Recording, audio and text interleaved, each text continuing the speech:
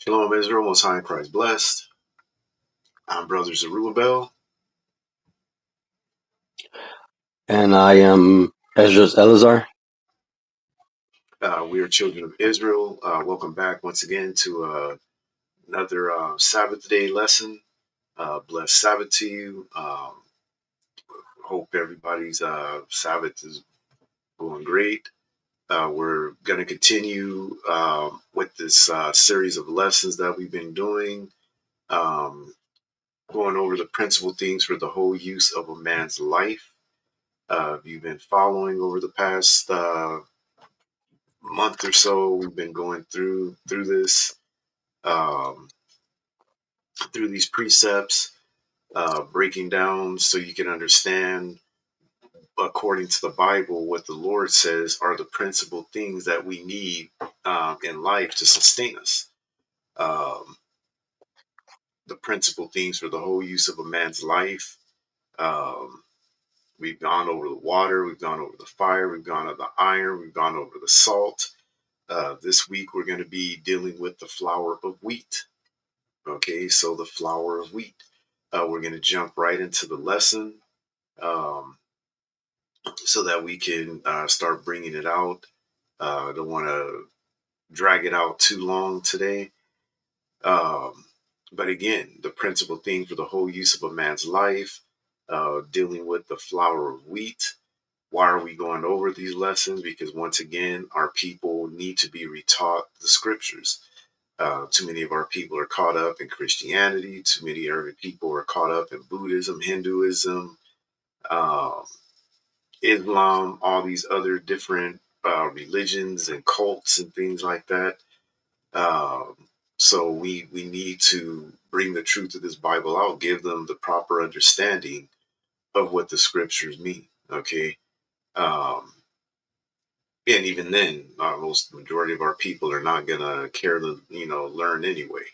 But we still need to put it out there. We commanded to put it out there. We have to put it out there and try and do our part to teach our people, bring some awareness to the truth. All right. There's, as usual, too much going on in the Israelite community. Foolish stuff. Don't even want to bother getting into it. Let's open this up with Hebrews 5 and 12 through 14 as usual and get into the lesson. The book of Hebrews, chapter 5 and verse 12.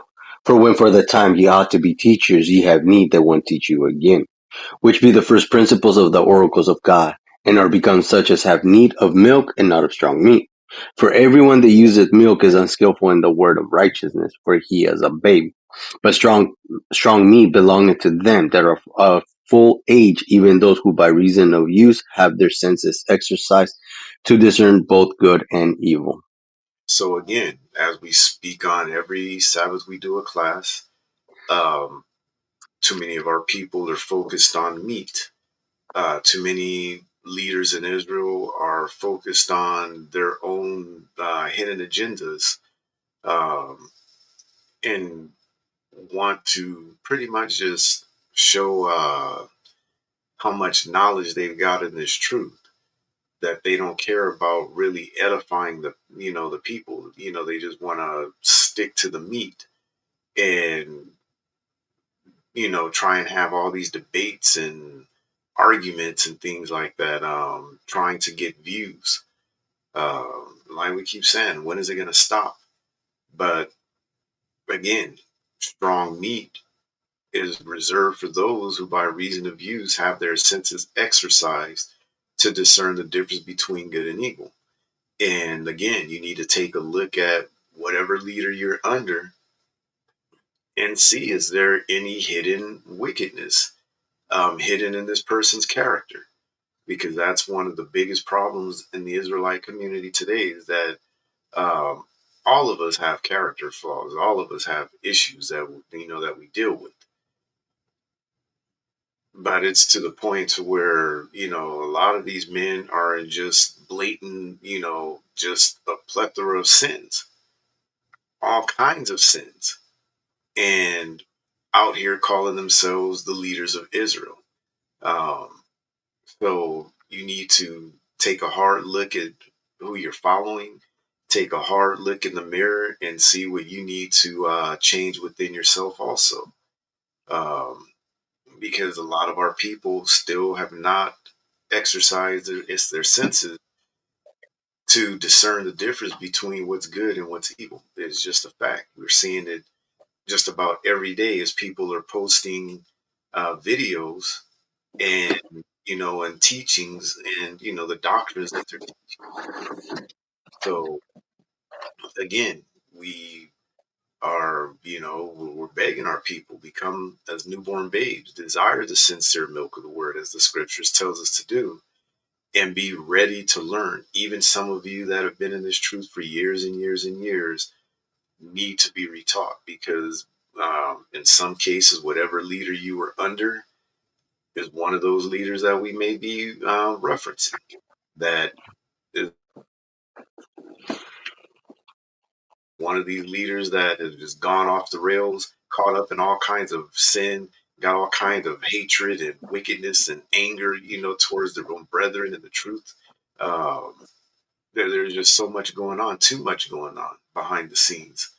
And it's sad that our people are just so overly willing to overlook the blatant wickedness going on in the midst of some of these camps, and will just either stay within the camp, or if they're brand new to the truth, will just join just so they could be a part of something.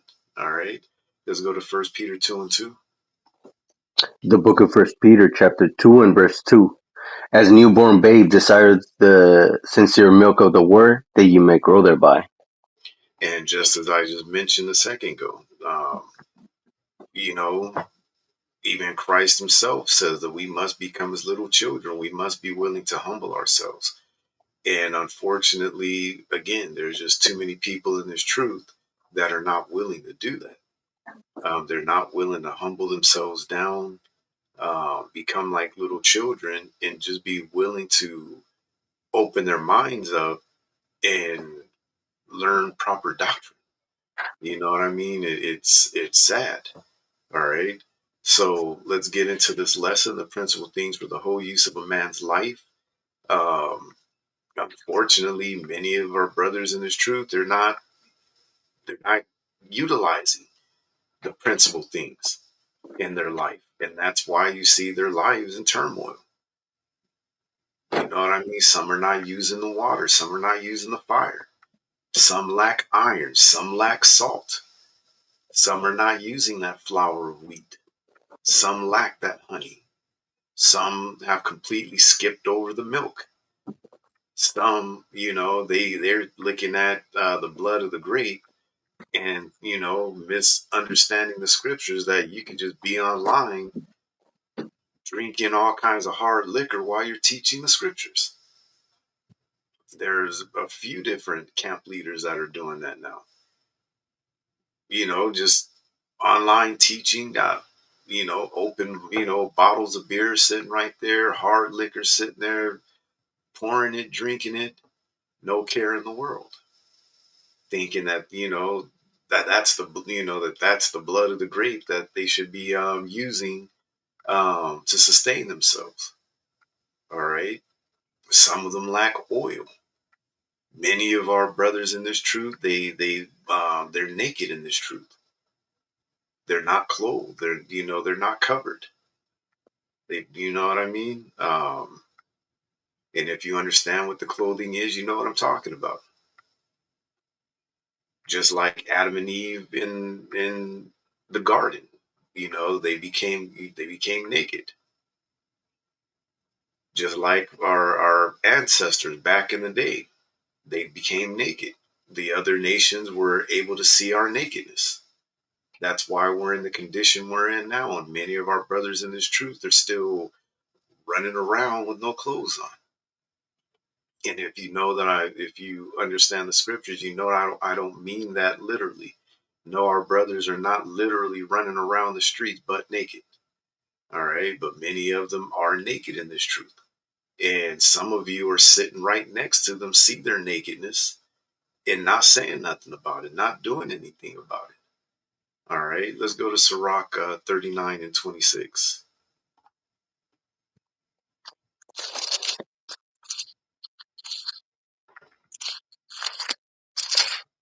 The book of Ecclesiasticus, chapter 29 and 39 and 26. And it says, the principal things for the whole use of man's life are water, fire, iron, and salt, flour of wheat, honey, milk, and the blood of the grape, and oil and clothing. All right, so that's why I just named off all of those different things, because it's right here in the scriptures. The principal things for the whole use of a man's life are water, fire, iron, and salt, flour, wheat, honey, milk, and the blood of the grape, and oil and clothing, just as he read. All right.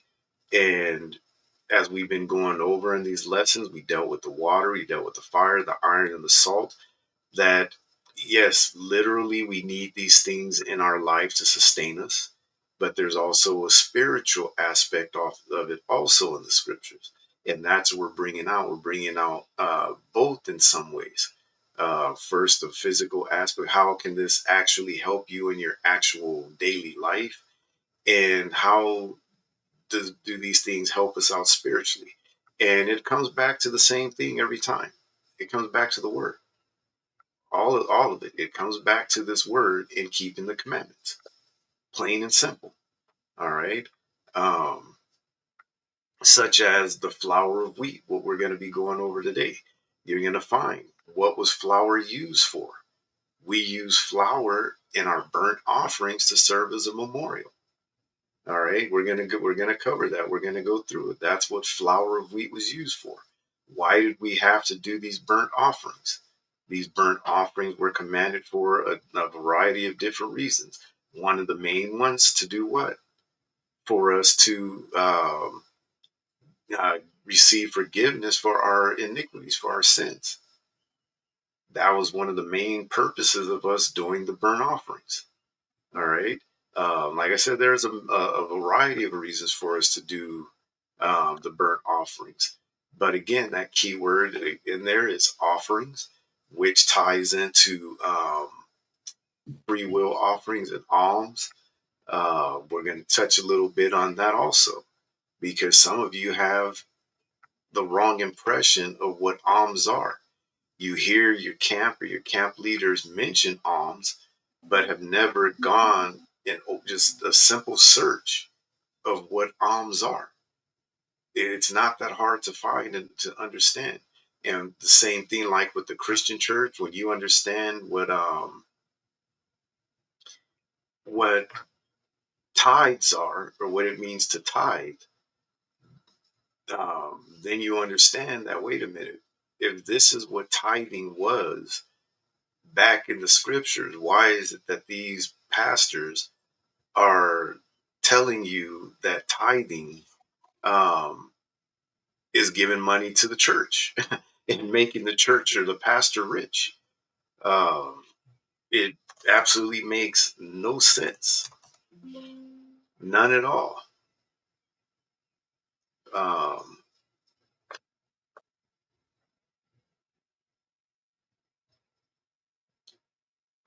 Give me 1 second.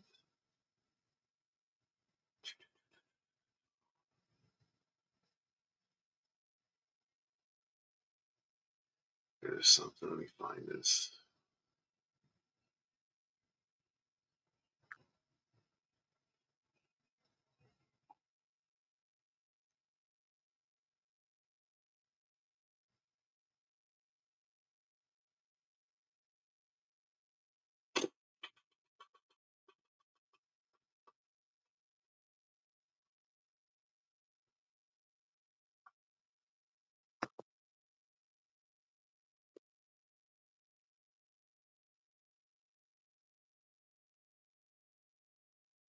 Just give me a second. I'm looking for something.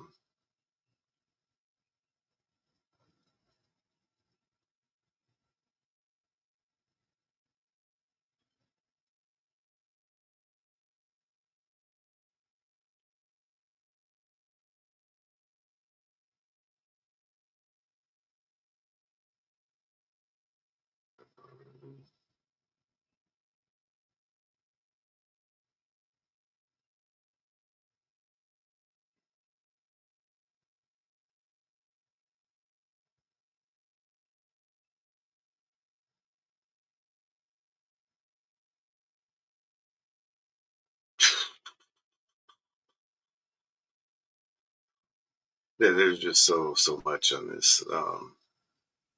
Hmm.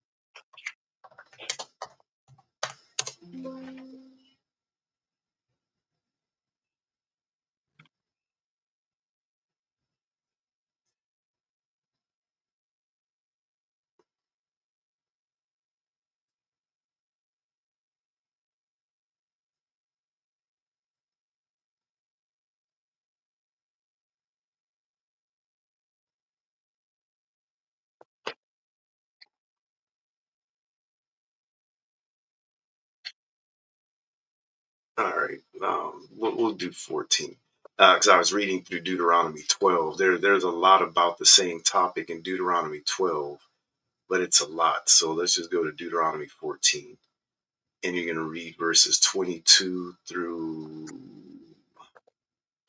um, through 26. 14 to The 20 book, through 22 through 26. the book of Deuteronomy, chapter 14 and verse 22. It says, "Thou shalt truly tithe all the increase of thy seed, that the field bringeth forth year by year, So and stop thou right there shalt." for a second. Stop right there for a second. So when you see or hear a lot of Israelite camps or camp leaders go out in the streets and teach, sometimes it could be in the midst of a debate against Christians, and they're going at the Christians about tithing. We love to pull Deuteronomy 14 and 22. Thou shalt truly tithe all the increase of thy seed, that the field bringeth forth year by year.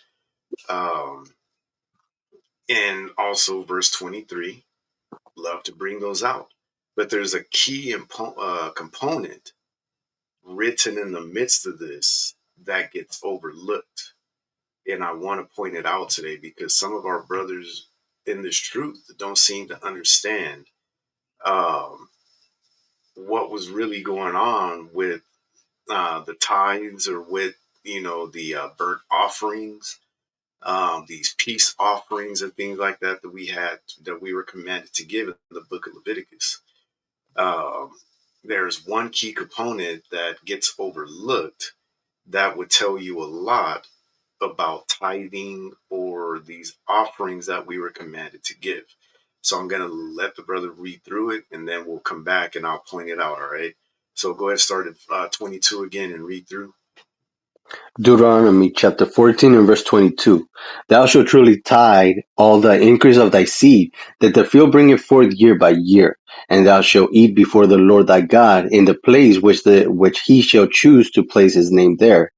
The tithes of thy corn, of thy wine, and of thy oil, and of thy firstlings of the herd of thy flocks, that thou mayest learn to fear the Lord thy God always. And if the way be too long for thee, so that thou art not able to carry it, or if the place be too far from thee, which the Lord thy God shall choose to set his name there, when the Lord thy God had blessed thee, then shalt thou turn it into money, and bind up the money in thy hand, and shall go unto the place which the Lord thy God shall choose, and thou shalt bestow that money for whatsoever thy soul lusteth after, for oxen, or for sheep, or for wine, or for strong drink, or for whatsoever thy soul desireth, and thou shalt eat there before the Lord thy God, and thou shalt rejoice, thou and thy household. All right. So there's a key component here that gets mentioned twice, that gets overlooked mainly by the Christian church, but also by many of our brothers in this truth about what is really going on, what's going on here, because they'll go through this and they'll be quick to point out to the Christian church, you see, it's your seed, it's your crops, It's the tithe of your corn, your wine, your oil, the firstling of your herds and your flocks. That's what tithing is. So why don't you ask your pastor, why is he having you come and bring in money? The money was only if, which it says that if Jerusalem was too far from him, because that's what's going to happen. When you go and read Deuteronomy 12, when the Lord says that he's going to enlarge our borders, and when I enlarge your borders, and the way is too far, because he had already said he was going to increase our borders, it was going to happen over time, that some of us would be living too far from Jerusalem. Where, to take a whole caravan of all this stuff just might be almost impossible to do. So the easiest thing to do is sell what you got, take the money. Much easier to travel with a bag of money than trying to take all this stuff to Jerusalem. Go to Jerusalem. When you get there, you buy back what you had or whatever else, whatever you actually want to give for the offering, and buy it back. When you go and look at the New Testament, that's the reason why they had the money changers at the temple when the high holy days or the feast came around. That's why Christ was pissed off and went in and started flipping the tables, because they started selling this stuff right inside the temple. You know what I mean? And not only were they just selling it, they were uh, overcharging people. You know what I mean? They were being crooked. That's what set Christ off. But it was um, something that was commanded. Is just as usual, our people took advantage of it. That you would take what you had, get to Jerusalem, and buy back what you had or something different, whatever the case was, whatever, as it says, your soul desired. One of the key things that is being missed here, and especially when you debate a Christian about this, is this part here. I'm going to read verse 22 and the beginning of 23. Thou shalt truly tithe all the increase of thy seed, that the field bringeth forth year by year. And thou shalt eat before the Lord thy God in the place which he shall choose to place his name there. That's what gets missed, because we did a class um, for the Day of Atonement, where I mentioned, if you cook on the Day of Atonement, are you in sin for cooking on the Day of Atonement? And I'm the only reason I'm sure that this brother had to watch our video, because suddenly they went and did a rebuttal video. They didn't call us out, but just this sudden rebuttal video came out that brothers out here saying you could cook on the Day of Atonement, that's off, and we know we're the only ones that said it. So you know what I mean. And like I said, this next Day of Atonement, I'm going to do a whole lesson on it. All right. This is kind of alluding to that. Again, what do you think the Levitical priests were doing on the Sabbath day and on the high holy days when we were bringing our offerings?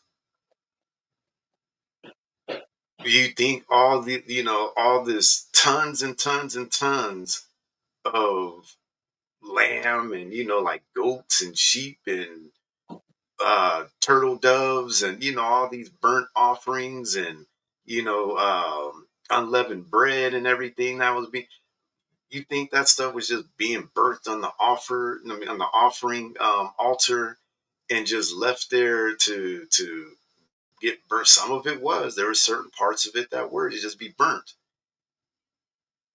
but the main parts of it was being burned because they were being cooked for consumption, for eating. And some of you don't get that. You don't seem to understand that when it's written all throughout the scriptures. We're reading one of them right here. And thou shalt eat before the Lord thy God in the place which he shall choose to place his name there, the tithe of thy corn and thy wine and of thine oil and the firstlings of thy herds and of thy flocks, that thou mayest learn to fear the Lord thy God always. And if the way be too long for thee, so that thou art not able to carry it, such as there's 3 high holy days that we are commanded to go to Jerusalem, and you better not show up, doesn't it say you better not show up empty? Don't come before the Lord empty-handed. So if you're living too far from Jerusalem and you need to bring your offerings and it's too far for you to bring all your herds and all of this, you know what I mean? Carry all this stuff. The Lord gives you an alternative. And if the way be too long for thee, so that thou art not able to carry it, or if the place be too far from thee, which the Lord thy God shall choose to set his name there, when the Lord thy God hath blessed thee, then shalt thou turn it into money, and bind up the money in thine hand, and shalt go unto the place which the Lord thy God shall choose. We know he chose Jerusalem. Verse 26, and thou shalt bestow that money for whatsoever thy soul lusteth after, for oxen, or for sheep, or for wine, or for strong drink, or for whatsoever thy soul desireth.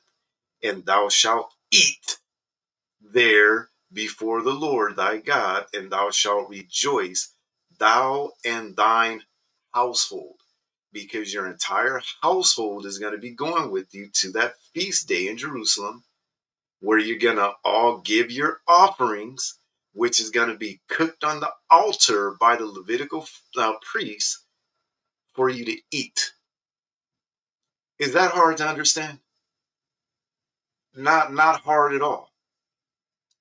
That's why when you read the New Testament and you're reading about some of our brothers and sisters in the truth at that time in the church that were still eating foods that were being offered to idols, because they were still hanging out in these temples that were built. We weren't the only ones that had temples built to our God.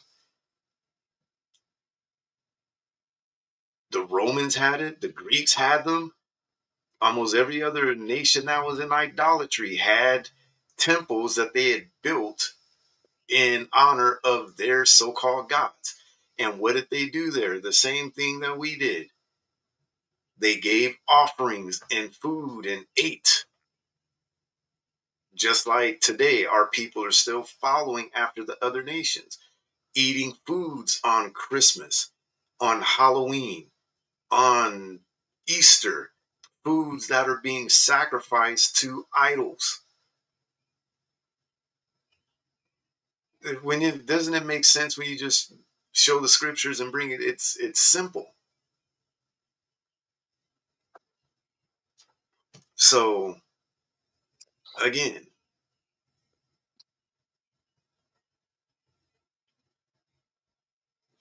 verse 26 again.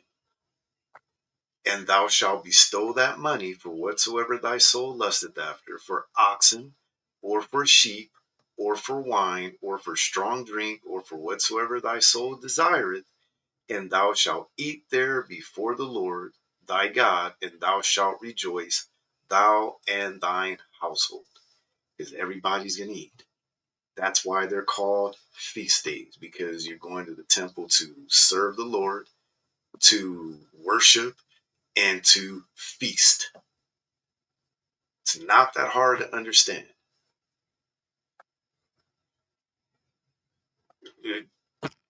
Not something we're making up. It's right there in the scriptures. Go read Deuteronomy 12. Read all of it and see how many times that word eat shows up in the midst of Deuteronomy 12.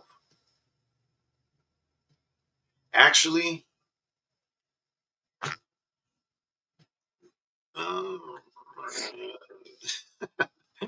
Right. there's 32 verses. Should we just go and read it just to get it out of the way? Yeah, let's go. Let's just go ahead. All right, let's go there. Let's go to Deuteronomy 12 and 1. The book of Deuteronomy, chapter 12 and verse 1. These are the statutes and judgments which ye shall observe to do in the land which the Lord God of that. Hold on. These are the statutes and judgments which ye shall observe to do in the land which the Lord God of thy fathers given thee to possess it, all the days of ye, all the All days that ye live upon the earth.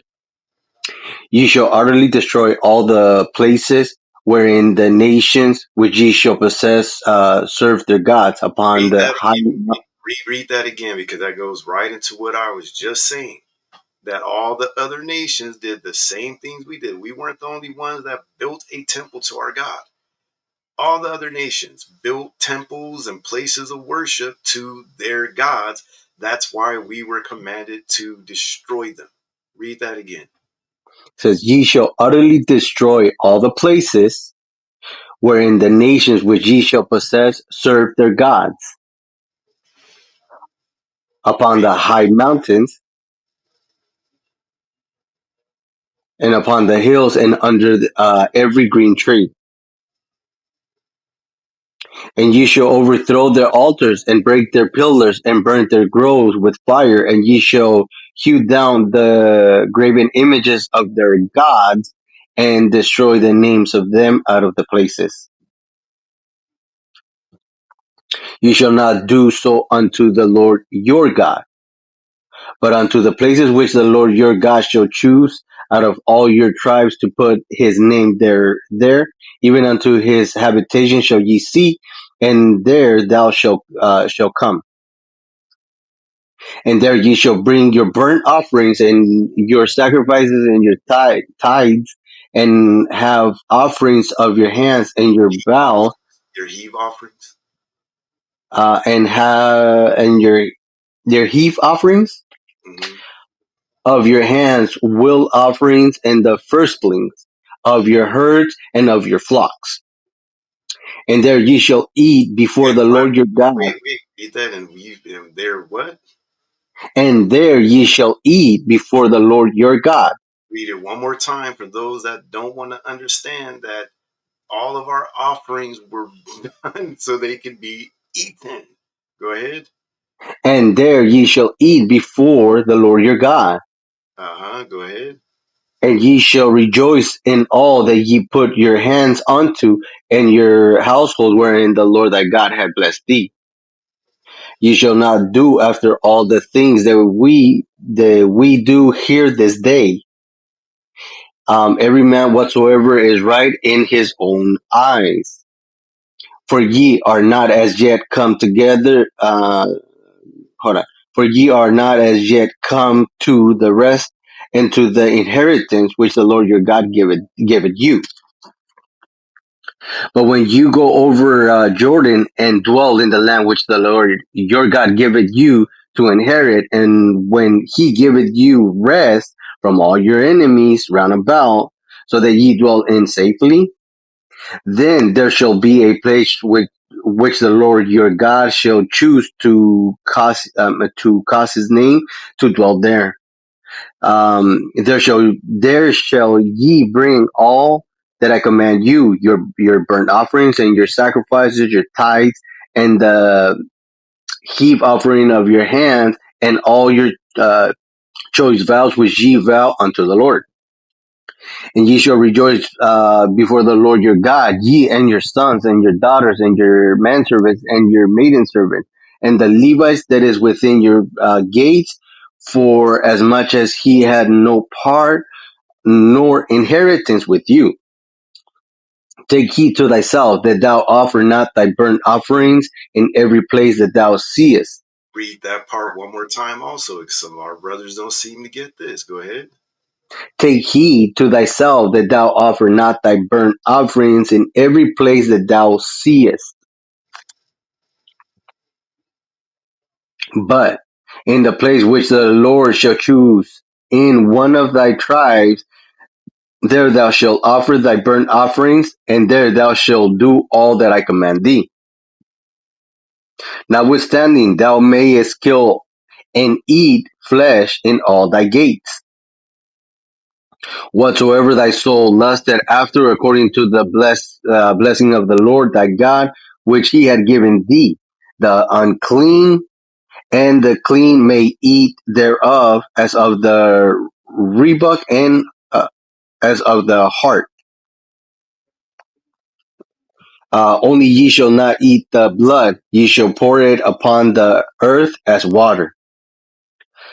Thou mayest not eat within thy gates the tithes of thy corn, or of thy wine, or of thy oil, or of thy firstlings in the herds, or of the flocks, nor any of the vows which thou vowest, nor thy free willing offerings, or heap offerings of thy hand.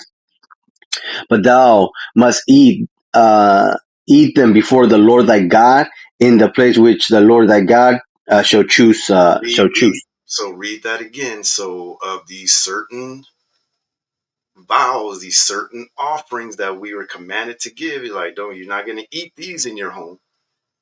This is where you're going to eat these. Read that part Mhm. one more time. It says, "But thou must eat them before the Lord thy God in the place which the Lord thy God shall choose. Go ahead. Thou, thou and thy son and thy daughter and thy maidservant and thy maiden servant and the Levite that is within thy gates, and thou shalt rejoice before the Lord thy God in all that thou puttest thy hands unto. Take heed to thyself that thou forsakest not the Levite as long as thou livest upon the earth. When the Lord thy God shall enlarge thy borders as he had promised thee, and thou shalt say, I will eat flesh, because thy soul longeth to eat flesh, thou mayest eat flesh whatsoever thy soul lusteth after. If the place which the Lord thy God had chosen to put his name there be too far from thee, then thou shalt kill of thy herd and of thy flock, which the Lord had given thee, and I have commanded thee, and thou shalt eat in the gates whatsoever thy soul lusted after. Even as the rebuck and the heart is eaten, so thou shalt eat them, and the unclean and the clean shall eat of them alike. So it's not telling us to eat unclean and clean foods. It's telling us the person that is unclean and the person that is clean both shall eat alike. Okay, that's all it's saying. Go ahead. Right. Um, Only be sure that thou eat not the blood, for the blood is the life, and thou mayest not eat the life with the flesh. Thou shalt not eat it, thou shalt pour it upon the earth as water. Thou shalt not eat it, that it may go well with thee and with thy children after thee, when thou shalt do that which is right in the sight of the Lord. Only thy holy things which thou hast and thy vows thou shalt take, and go unto the place which the Lord shall choose. And thou shalt offer the burnt offerings, the flesh and the blood upon the altar of the Lord thy God, and the blood of thy sacrifice shall be poured out upon the altar of the Lord thy God, and thou shalt eat the flesh, And thou shalt what? and thou shalt eat the flesh, One more time for those that don't and want to listen. thou shalt eat the flesh. All right, go ahead. It says, observe and hear all these words which I command thee, that it may go well with thee and with thy children after thee forever, when thou doest that which is good and right in the sight of the Lord thy God. When the Lord thy God shall cut off the nations from before thee, whither thou goest to possess them, and thou seducest them and dwell in their land. When thou succeedest them. Oh, and thou succeedest them. Hold on. When the Lord thy God shall cut off the nations from before thee, whither thou goest to possess them, and thou succeedest them and dwell in their land, take heed to thyself that thou be not snares by following them after that they be destroyed from before thee, and that thou inquire not after their gods, saying, how did these nations serve their gods? Even so will I do alike.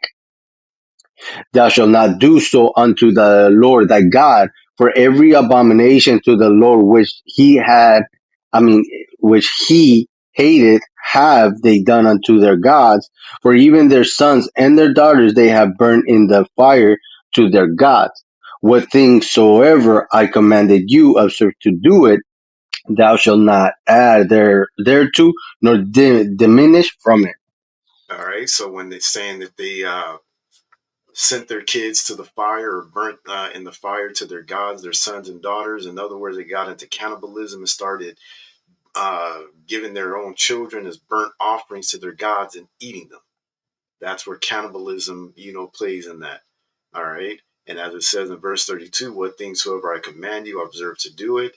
Thou shalt not add thereto, nor diminish from it. All right. So we're not supposed to add to this. We're not supposed to take from it. All right. So Lord's will, it makes some sense to you. It should be plain. As the scripture says, it should be plain to you. If you got wisdom, knowledge, and understanding of the scriptures, it shouldn't be anything that hidden in any mystery. The burnt offerings, all the free will offerings, everything, they were to be eaten. All right. And how does this tie into flour of wheat? We're going to show you as we go through the lesson. All right. Because um, flour was used once again in our burnt offerings. All right. That's what was used. That's what was commanded to be used.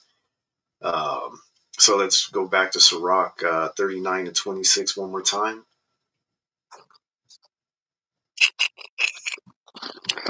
The book of Ecclesiasticus, chapter 39 and verse 26. The principal things for the whole use of man's life are water, fire, iron, and salt, flour of wheat, honey, milk, and the blood of the grape, and oil and clothing. All right. So one of those things that the principal things for the whole use of a man's life is flour of wheat. Why is that important? As we just read, we're just going over our burnt offerings that we were commanded to give. Um, we're commanded to use flour in many of these offerings. All right. The majority of these offerings, flour was used. So without that flour, you would be in violation of your offering. It's not acceptable because you didn't use what the Lord told you. All right. It's you can't um if he told us to use flour and olive oil, or a certain, like, flour of wheat flour. He is specific to say this one particular offering. He commands us to use wheat flour and olive oil to cook with. You can't just go get any old flour and some Crisco oil. And I know they didn't have Crisco oil back then, but I'm just using that as an example. Grab some Crisco oil and go and use that to burn your burnt offering with, and offer it to the Lord. You can't do that. You're in violation. All right. He gave us specifics what we're supposed to use and what we're supposed to do. That's why it says in Deuteronomy 12 and 32, what things soever I command you, I observe to do it. Thou shalt not add thereto, nor diminish from it. You're not supposed to add to it. You're not supposed to take from it or change anything in it. Just plain and simple. All right. Um, so let's deal with this flour. Let me share my screen.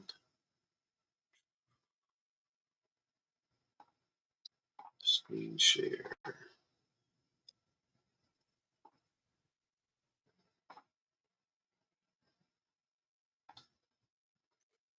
So we're going to talk a little bit about flour. I'm not a chef. My cooking skills are limited. I could cook some stuff, but when it comes to cooking, there are some people that you get them in the kitchen. They know about every ingredient, everything. You know what I mean? There's just some people that's their thing. Um, you get around a chef, they get, teach you how to cook all kinds of stuff. Um, so what we're going to show is that there's actually an abundance of different types of flour. All right. So we're going to deal with this flour. What is flour? It says flour is a powder made by grinding raw grains, roots, beans, nuts, or seeds. Flours are used to make many different foods. Cereal flour, particularly wheat flour, is the main ingredient of bread, which is a staple food for many cultures, such as ours. That's why it's mentioning flour of wheat when it says this is one of the principal themes for the whole use of a man's life, using that wheat flour. Um, Corn flour has been important to Mesoamerican cuisine since ancient times and remains a staple in the Americas.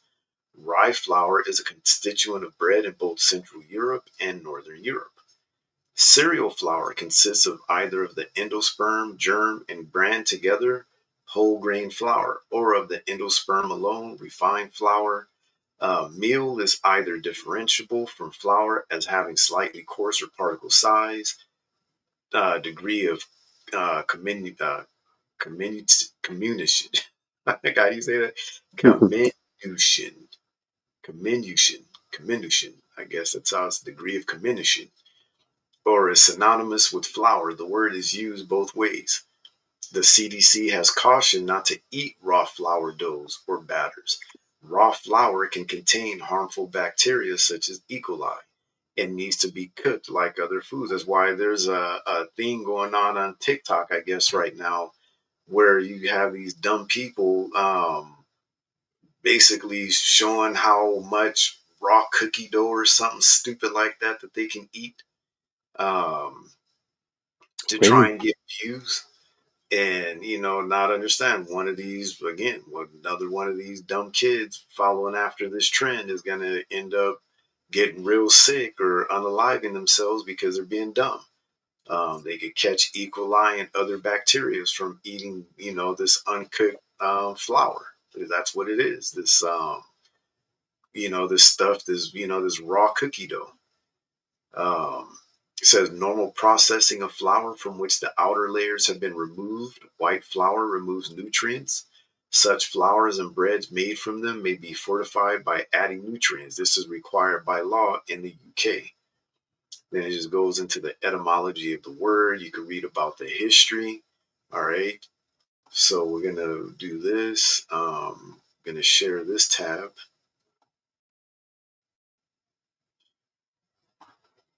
So this talks about, this is from a blog from the Daily Mail.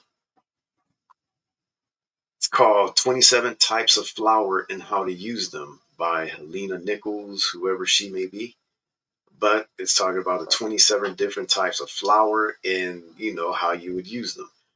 I would never, until I read this, I had no idea that there was that many types of flour. I knew there was a few different types, but I didn't know that there was this many.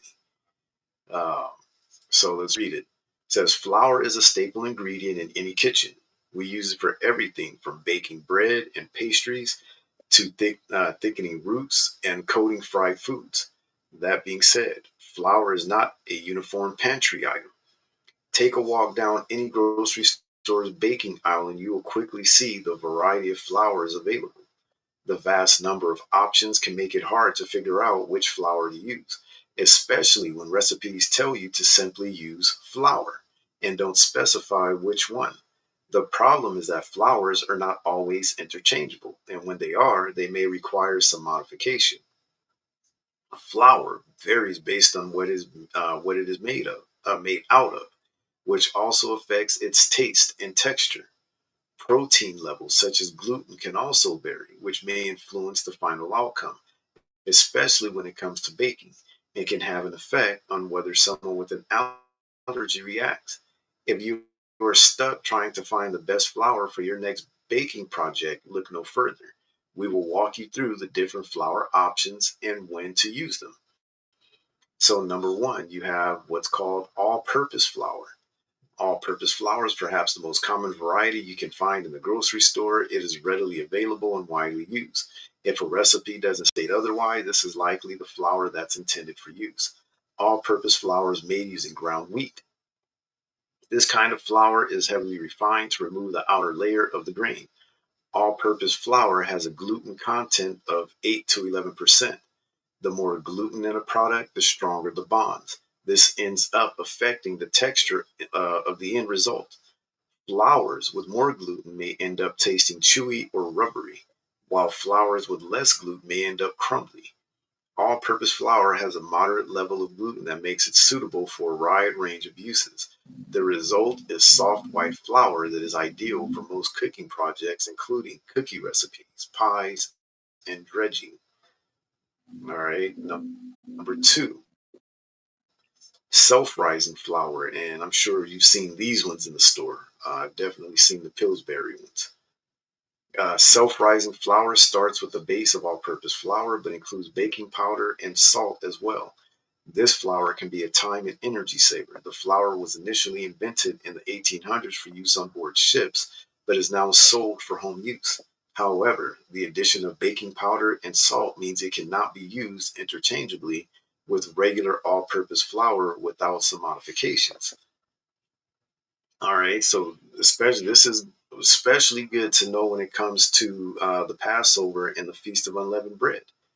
All right, you don't want to be going to the store and buying this Pillsbury self-rising flour. All right, because you know what does it have in there again? It has the baking powder and the salt added to it, so that's going to make it rise. It says recipes that call for this kind of flour will usually state so explicitly.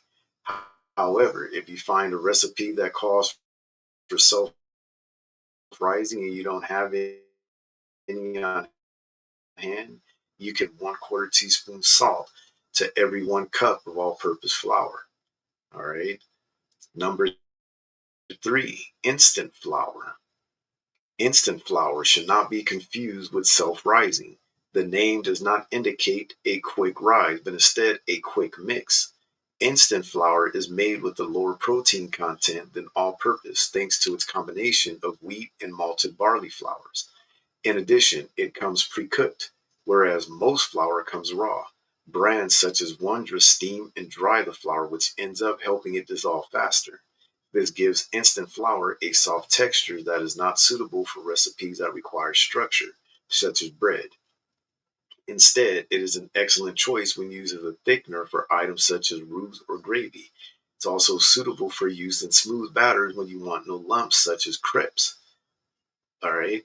And again, also too, you want to be careful of some of these self-rising flours and things like that on the Sabbath day when you're making your unleavened bread for the Sabbath day. You want to be real careful about that. All right. Number four, bread flour. Bread flour is a strong flour. Literally in England, it's actually called strong flour. Bread flour has a high gluten content than all purpose at between 12 to 14%. This higher gluten content means it forms tighter bounds and creates doughs that hold together better and become chewier than those made with all-purpose flour.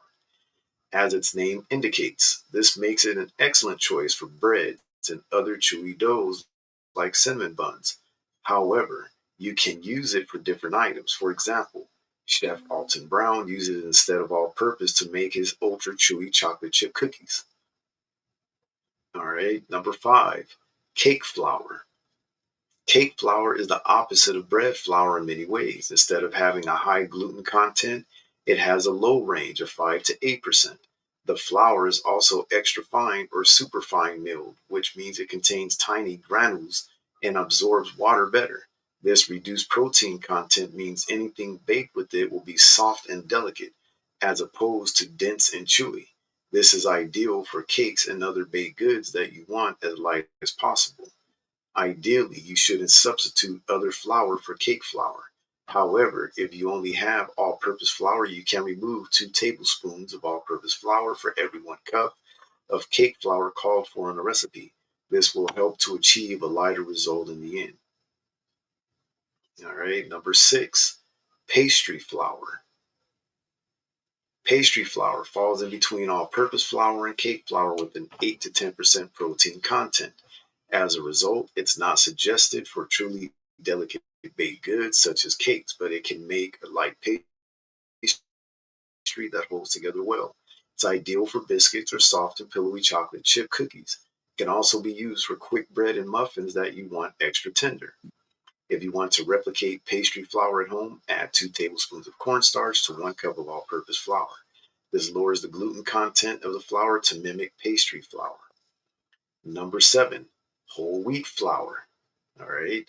Whereas general all-purpose flour consists of the ground inner layer of the wheat, whole wheat flour contains the entire wheat kernel, including the bran, endosperm, and germ.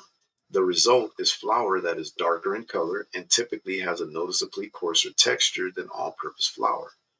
Even though it contains a similar gluten content of about 12 to 13%, whole wheat flour results in denser baked goods with a noticeably nutty flavor. This means it should be used primarily for recipes where those characteristics are beneficial, such as hearty breads or crackers. Whole wheat flour also goes bad quicker due to the additional oil found in the bran and germ. If you substitute whole wheat flour for all purpose, add at least 1 teaspoon of water per cup of flour, as whole wheat flour absorbs more water than all purpose. All right. So, what is this? Type 00 flour. Never heard of it. Type O00, type O00, whatever you want to call it. Type O00 flour is a secret agent that makes the best pizza crust around.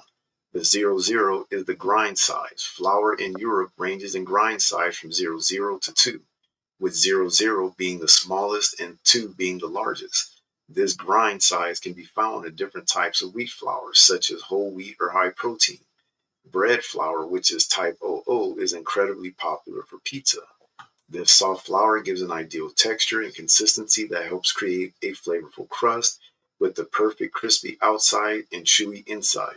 It is the best mix of high protein bread flour and easy to mix pastry flour. Number 9, semolina flour. Semolina flour is flour made from durum wheat. It is noticeably coarser and often darker in color than all purpose flour and has an earthy aroma. Semolina flour is also high in gluten. This high gluten content makes it ideal for its most popular use, pasta. It helps hold noodles together, allowing them to take shape and stand up to boiling without turning into sludge. This is why semolina is so prevalent in Italy. In addition to pasta, semolina flour can be used to make dishes like semolina pudding. If you need a substitute for semolina, bread flour is ideal due to its high gluten content. You see, most of our people wouldn't know this because how many of our people are making their own spaghetti, noodles or, things like that. None that I could think of. So, but if you want to do it, you want to try it, that's the best flour for it, from what it says. Number 10, glutinous rice flour. Do not be fooled by the name. Glutinous rice flour does not actually contain any gluten in it. Instead, it gets this moniker from the starches that help hold it together. Glutinous rice flour is made with a sticky rice that has been cooked, dried, and ground into powder. The result is a gluten-free flour that has a lot of hold to it. Glutinous rice flour is used traditionally in many Asian dishes. It is the base for mochi and can be used to make the popular drink boba tea. It can also be used to make dumplings or as a gluten-free thickening agent. It is also utilized in many gluten-free baking mixes. All right, number 11, gluten-free flour blends.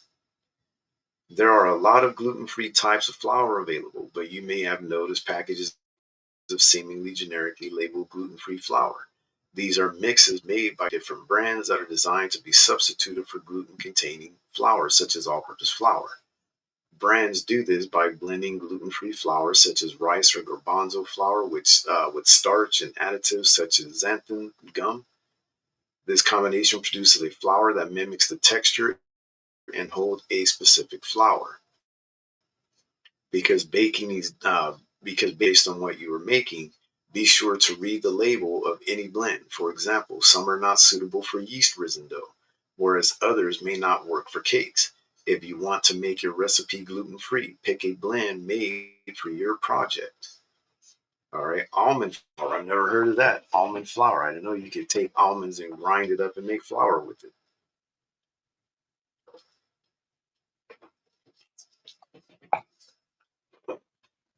Flour does not have to be made from grains. Really, it can be anything ground into a powder. Case in point, almond flour. This flour is simply made of ground up almonds. Before the almonds are ground, though, they are blanched and have their skins removed. The result is a smooth, fine flour that is lightly sweet and nutty. Almond flour is naturally gluten free and low in carbs. This means many people choose it as a flour alternative due to diet preferences or restrictions. But it is not a simple wheat flour substitute. While you can use it in almost any baking project, the lack of gluten tends to result in flatter bakes that are denser in texture. Almond flour is the traditional flour for baked goods such as macaroons, and almond flavored cookies. It is also a key component of marzipan, and you better be real careful if you do use that and make sure that people you're serving with this don't have any nut allergies. You got to be real careful of that nowadays. A lot of people got nut allergies now. All right, number 13, corn flour. There are lots of ground up corn based products out there. Don't get confused, though corn flour is not the same as cornstarch or cornmeal. Corn flour is made by grinding dried corn into a fine, smooth powder. Cornmeal, on the other hand, is much coarser and is the basis for dishes such as grits and polenta. Cornstarch is made from just the endosperm of the corn kernel and is typically used as a thickener. As a naturally gluten free choice, corn flour can be used as a gluten free alternative when coating and frying food. The flour gets ultra crisp and has a light corn flavor to it. It can also be used to make things such as cornbread or corn pancakes. It doesn't work as a one-to-one substitute for all-purpose flour, though. And you got to ask yourself the question: why is it that this knowledge about all these different flours isn't normally taught or used in everyday life or everyday families' homes? Um, because if you knew how to make these flours on your own, all these companies that you see, some of these companies that make these things, they would go out of business if you didn't have to go to the store and buy their flour and you were able to make it at home on your own. They wouldn't make any money. So um, some of this knowledge, it appears, is being hidden. All right, so here's number 14. You got chickpea flour. Chickpea flour, also known as garbanzo bean flour, is flour made from chickpeas. That's right, that bean that makes your favorite snack. Hummus also makes flour. Chickpea flour is naturally gluten free, but it has the added benefit of protein, vitamins, and added fiber not found in wheat flour. Chickpea flour is used to make Indian dishes such as pakora and laddu and works as an excellent alternative to wheat flour when frying. When mixed with wheat flour, it can make many of your favorite baked goods while maintaining texture and adding its own health benefits. Number 15, potato flour. See, I would have never known you could ground up potatoes into a flour. That's crazy. Let's read it. In the world of food, there are a few items more versatile than potatoes, so it should come as no surprise that this fantastic tuber can also make soft flour. To make potato flour, the potatoes are cooked, dehydrated, and ground into a fine powder that's naturally gluten free. This is different from potato starch, which has the starch extracted from the potato. Potato flour can be helpful flour to add to your arsenal. The high starch content means it can make a crisp coating. Adding it to recipes such as cinnamon buns can elevate the final result and provide an extra tender feel. The flavor offers a mild potato note, but it's not intrusive. Number 16, rye flour. Wheat is not the only grain used to make flour. Of the wheat alternatives, rye is fairly common, being one of the critical components in baked goods like rye bread. There are different types of rye flour, starting with white rye and progressing to dark rye. The different kinds affect the taste, color, and texture of the final product. White rye or light rye is mild and has the softest texture. Medium rye is a middling version that's darker and denser. Finally, dark rye is the deepest in color and flavor. One classic rye dish, pumpernickel, uses dark rye flour to elicit the earthy and spicy pumpernickel flavor. Rye flour can be used in place of some or all of the all-purpose flour in recipes. It is particularly good when paired with heavily spiced foods such as gingerbread, as they already have a warm flavor. Number 17, oat flour. Oat flour is made by grinding oat, wheat flour in most recipes. It has its uses. Oat flour can act as a bender in place of wheat flour items such as meatballs and veggie burgers. Oats are naturally gluten-free, which makes them a great alternative to wheat-based products. Oat flour clearly has an oat flavor, but if an oat milk latte doesn't bother you, using oat flour in your cooking won't bother you either. In addition to acting as a bender, it makes a great addition to pancakes or muffins. It can work as part of a crumble or crisp topping. Not only that, it is easy to make by simply throwing uncooked oatmeal in a food processor and grinding it until it's very fine. You see stuff like this, nobody would ever tell you. Teff flour. Teff is a grain that dates back thousands of years to the Ethiopian, Eritrean regions in Africa. Teff is the smallest grain and resembles millet, gluten-free. Teff comes in a selection of colors, including brown, white, and red. Each make its own flour. White or ivory teff has a mild flavor, whereas brown teff offers a nutty and deeper flavor. Teff is the main ingredient in the Ethiopian pancake bread injera. However, it can be used to make other things such as gluten-free cookies and pancakes. If you are looking for a subtle flavor, stick with ivory teff flour. But if you want to experiment with a richer flavor, opt for brown. You know what? Might have to try that out one day and see how it is. Try and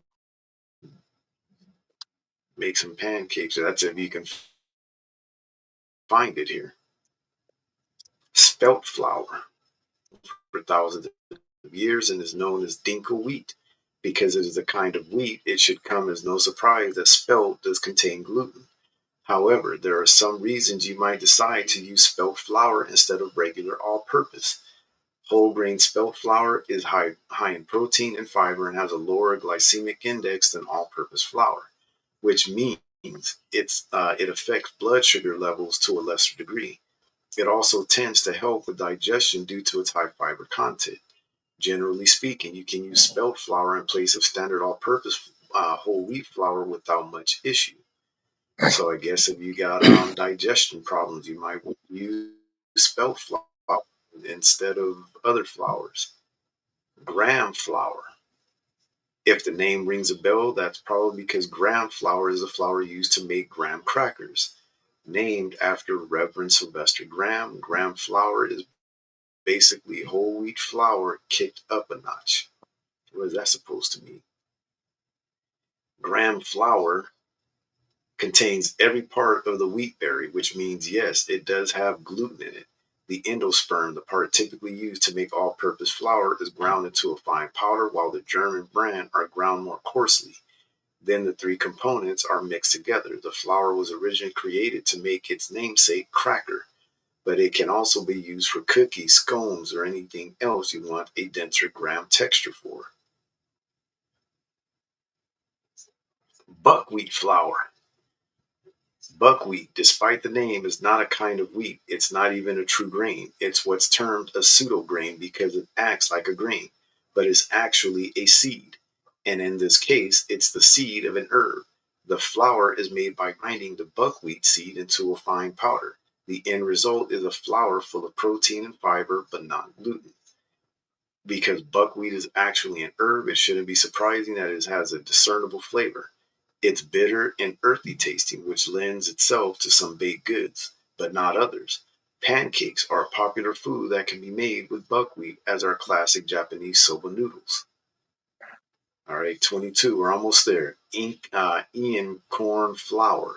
Ian corn flour.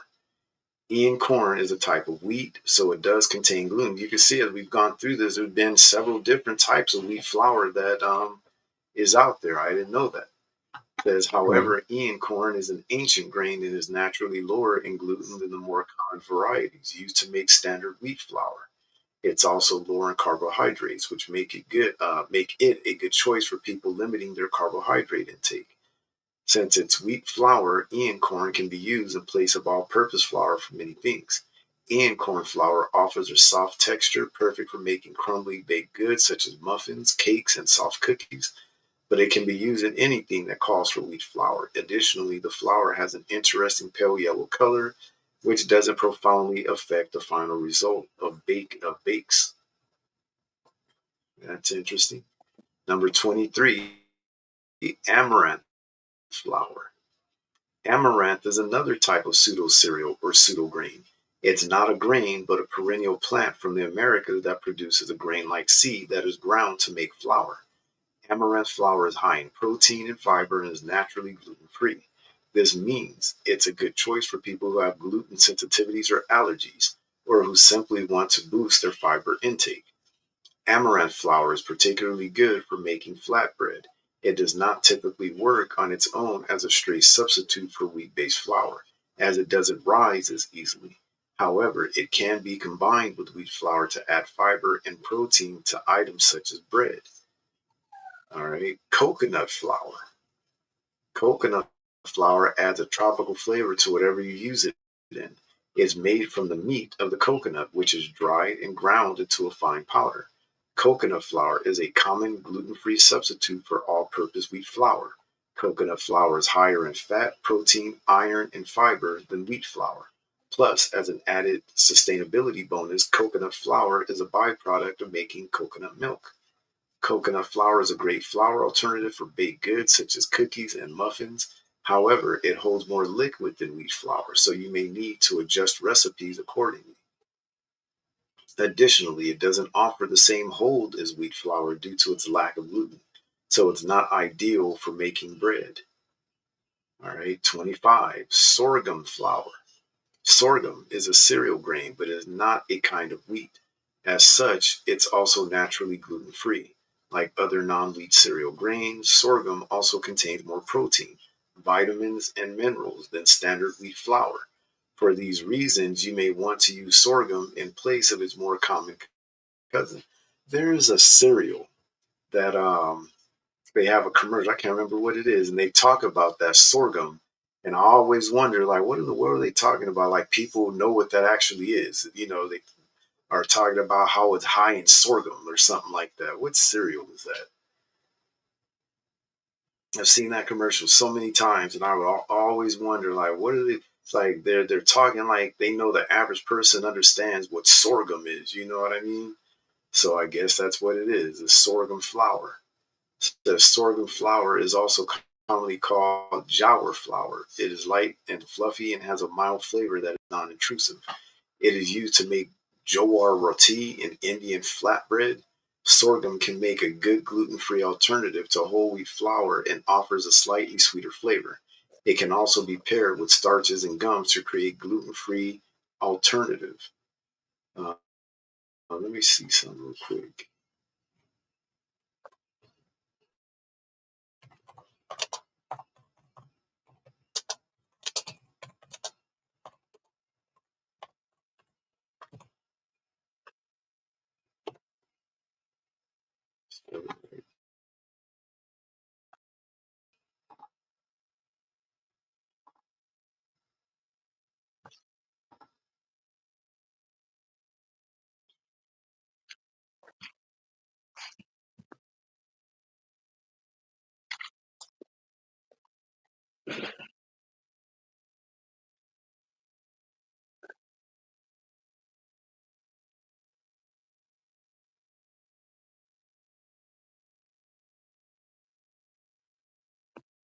Um, I'm trying to see if I can find because I do remember now. It's has something to do with berries, some berry cereal, Hmm. and in the commercial they oh, and full of it's like full of sorghum, as I didn't know if they actually use the sorghum to make average stuff. person is gonna actually know what they're talking about. Yeah, I didn't know they use sorghum to make stuff like that. Oh, that's what it is. Grainberry cereals. Okay. Yeah. Yeah. Let me share this real quick. Can you see that? Yeah. Yeah, I knew. I've seen this commercial so many times on TV, and they talk about, oh, and full of sorghum or whatever. Like, what in the world? Like, what are they talking about? Like, somebody knows what sorghum is. Mm, So they got honey nut, apple cinnamon, toasted oats, multi-brand shredded wheat. And have you ever had it before? no, Uh, no. 33% less sugar than the leading brands, whole grain oats with no artificial flavors, colors, or preservatives.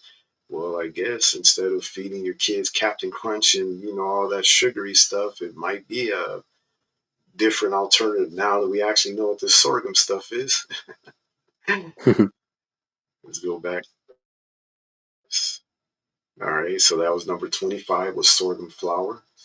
Let's go to number 26, soy flour. Soy flour is made by taking whole soybeans and grinding them into a fine, high protein powder. Like other products made from soy, such as soy milk and tofu, the flavor is distinctly nutty and earthy. While soybeans are naturally gluten free, some of their best are in conjunction with wheat flour. Added to wheat flour, soy flour can boost protein levels, offer a beautiful brown crust to bread, and generally make dough easier to work with.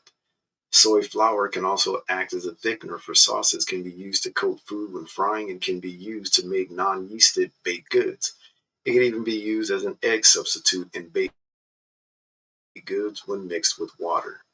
All right, and then the last one, number 27, tapioca flavor, or not flavor, tapioca flour. All right, tapioca flour is made from the cassava root after it's been dried and ground, which makes it similar to potato flour. However, it's important to distinguish it from tapioca starch as the flour is made from the whole root.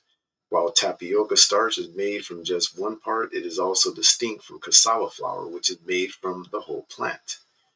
Tapioca flour can be used to create many delicious dishes. It has incredible holding power and is used as a thickener in soups and stews.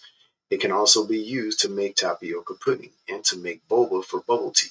It can also be mixed with other flours to make light and fluffy baked goods. As a gluten-free alternative, it has an incredible hold and can be used as a wheat flour substitute. All right. Um, so again, we've gone through these to just illustrate that there are a lot of different types of flour out there. Um, and the Lord is telling us that one of the principal things for the whole useful man's life is flour wheat. This flour is essential to be used in, the baking of breads and foods and, and cooking with foods, and especially in our case, with our burnt offerings. Um, it's essential for us to receive, or at that time we were doing actual burnt offerings, to receive forgiveness for our sins when the Levitical priest did this. So let's go back again to Sirach 39 and 26. The book of Sirach, chapter 39 and verse 26. The principal things for the whole use of man's life are water, fire, iron, and salt, flour of wheat, honey, milk, and the blood of the grape, and oil and clothing.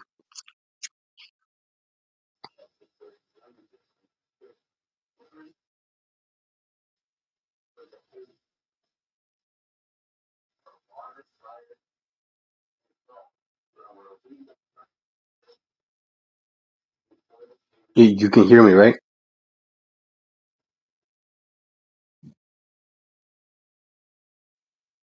Yeah, Testing. it was cutting out, but let Oh, me see. Now,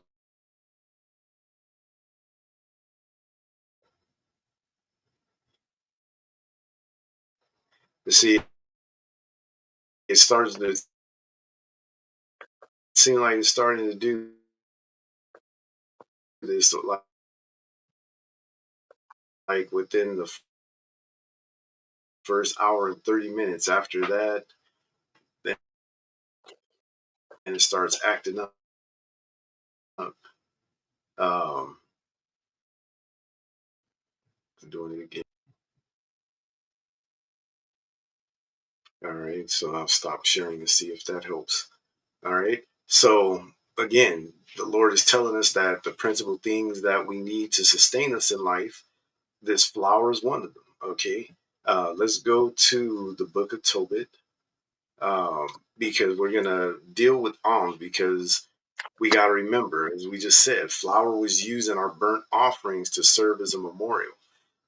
We touched a little bit up on the offerings. We read Deuteronomy 12, excuse me, a little bit of Deuteronomy 14, and showing that these offerings were done, these burnt offerings. And one of the main purposes behind it was for us to eat them. All right. So the things that were burnt was made for consumption. And that flour was a main one of the main components that was used um, in our burnt offerings to cook with. All right. So we're going to deal with our offerings, and we're going to deal with alms to show you the differences and the similarities between the two. Because, like we said earlier, our people that are in the Christian churches don't understand tithing. And even within the Israelite community, some of our brothers in the Israelite community don't understand tithing 100% or fully. All right. Um, and that goes back also to alms and the giving of alms. Um, we're going to, give some precepts dealing with the alms, because you may go into an Israelite camp and they're telling you, oh, well, we don't take tithes here, we give alms. In the way that they're collecting the alms, that's where you have to take the time to find out what exactly some of these words mean, to see whether or not these things are being utilized in the way that the Lord intended, based on the language that's being used, or the context of the language, or the context of the scriptures that are being used when these things are being commanded to be given or used. All right, because some people are using alms as like tithes, where you can't see the difference. You know what I mean? When you go into the school, or you go into the church, the Israelite church, it's almost no different than if you're going to the Christian church giving your tithes. The name is just different, but it's being used and utilized in the exact same way.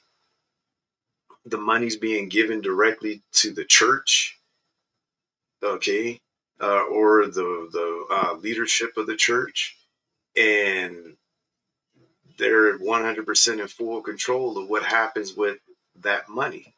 All right. Um, and you just got to hope that you have somebody, and pray that you got somebody that's of an honest character, that they're going to do the things with the money that they say they're going to do. All right. But we're going to show you that in the context of what the word alms actually means, um, not 100% is meant to be given or be used to be giving your money to the church. All right, I'll just put it that way for right now. Okay, let's go to the book of Tobit, chapter 4, and you're going to read verses 5 through 11. Let's start there. The book of Tobit, chapter 4 and verse 5. My son, be mindful of the Lord our God all thy days, and let not thy will be set to sin, or to transgress his commandments. Do uprightly all thy life long, and follow not the way of unrighteousness. For if thou deal truly, thy doing shall prosperly succeed to thee and to all them that live justly. Give alms of thy substance, and when thou givest alms, let not thine eye be envious, neither turn thy face from any poor, and face of God shall not be returned away from thee. If thou hast abundance, give alms accordingly. If thou have but a little, be not afraid to give according to that little. For thou layest up a good treasure for thyself against the day of necessity. Because that alms do deliver from death, and suffer not to come into darkness. For alms is a good gift unto all that give it in thy sight of the Most High. Say that for alms is a good gift unto all that give it in the sight of the Most High. All right. So this is Tobit talking to his son, giving him instructions about giving alms. It says, my son, be mindful of the Lord our God all thy days, and let not thy will be set to sin or to transgress his commandments. Do uprightly all thy life long, and follow not the ways of unrighteousness. This is instructions that every father should be giving to their children. All right, all of our fathers in Israel, whether they know they're Israelite or not, this is sound advice that should be given to the children, especially your sons. Um, there's nothing wrong for pointing out and letting them understand to not let their will be set to sin. All right, to not transgress the commandments. There's nothing wrong with telling your son to do uprightly all your life long. Nothing wrong with telling them to not follow the ways of unrighteousness. Um, it's very few people that are having these kind of conversations with their kids nowadays, especially direct um, wording like this, using these specific words like sin, commandments, uprightly, righteousness or unrighteousness. It's almost like people are afraid to use these words because they are in the Bible. So it's almost like they're afraid to use this verbiage. It's crazy. All right, verse 6 says, for if thou deal truly, thy doing shall prosperously succeed to thee and to all them that live justly. Give alms of thy substance, and when thou givest alms, let not thine eye be envious, neither turn thy face from any poor, and the face of God shall not be turned away from thee. All right. So when he's saying don't let your eye be envious, because there are people that are like that. They'll give or they'll help people, and they really don't want to do it. You know what I mean? They'll give the money, or they'll give them the help, and inside they're cursing them. Like, man, what money for? I can take that money and go do this, or that with it. We don't want to be that way. Kind of like with what's his name, when it came to Mary having the ointment, and he was grumbling. All that ointment could have been used. Just think of what that ointment could have been used for. The money. Um, I can't even get his name out right now. Judas. When Judas was complaining about that. So that's what it's talking about. Let not thine eye be envious. You know what I mean? If you're gonna give straight from the heart. Don't give if you don't really want to give it. And then after you give, in your heart, you're cursing yourself or cursing the person because you're angry that you had to, give up that money. Neither turn thy face from any poor, and the face of God shall not be turned away from thee. And we're going to cover some precepts that deal with that also, because people tend to think that God is saying just give to everybody. That's also not what he's telling us to do. It says, verse 8, if thou hast abundance, give alms accordingly. If thou have but a little, be not afraid to give according to that little. So basically, give what you can afford according to how much you have. You know what I mean? That's not going to break your bank. You're not going to put yourself in trouble, which unfortunately a lot of our people in these churches don't understand. They go to these churches. The majority of our people in these churches are on welfare, low income, and because of the lies that these preachers preach, they'll have they'll be down on their, their last $100 that they got in the bank. And because the preacher may say, you give all you got and the Lord will bless you with abundance. And they'll go and take that whole $100 knowing that, that's all the money they're going to have for the next week to buy food for their, for their household. And they'll go and give that whole $100 to the church and then be sitting around wondering why the Lord hasn't blessed them and given them $500 in that week for them to go buy food. Now they got no food in the house because they think that $500 is going to miraculously appears from out of nowhere and give them money to go buy food because they gave their last $100 to the church. It's foolishness.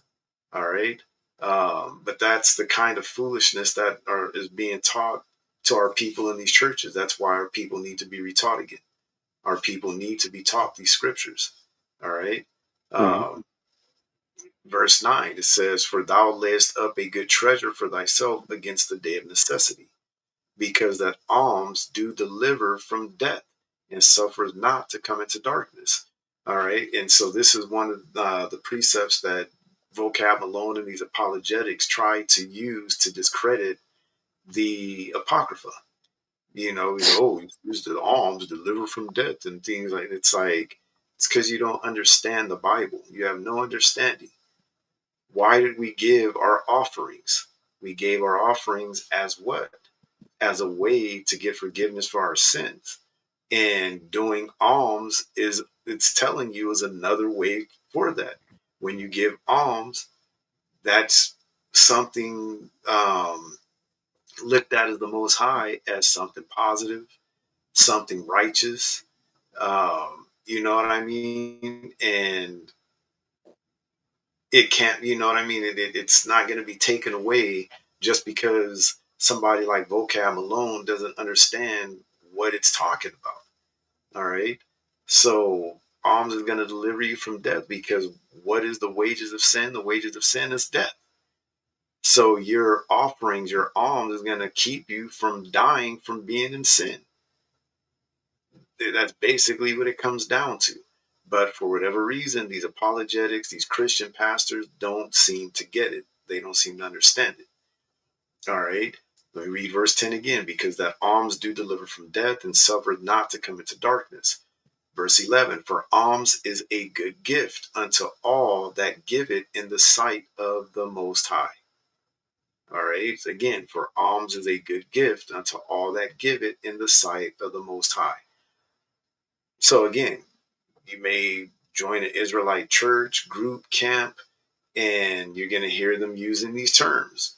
We don't take tithes, we just give alms here.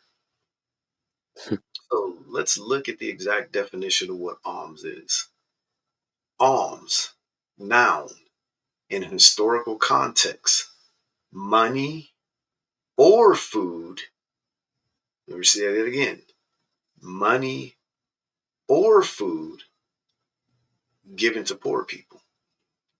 All right, because you do hear sometimes, some of these groups or news outlets when they talk about Israelite camps or the Israelite community say, "Oh, there's no soup kitchens," as if it's a bad thing. They've got no soup kitchens. They're not giving food to the poor.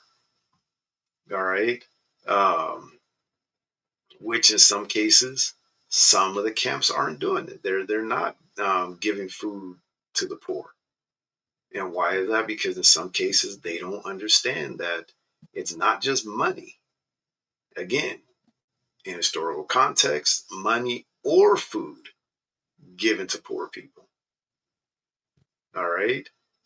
Similar gifts, donations, charity, handouts, bounty, benefaction, subsidy, offerings, contributions. So when we say that some of these people play word games with you, that's what they're doing.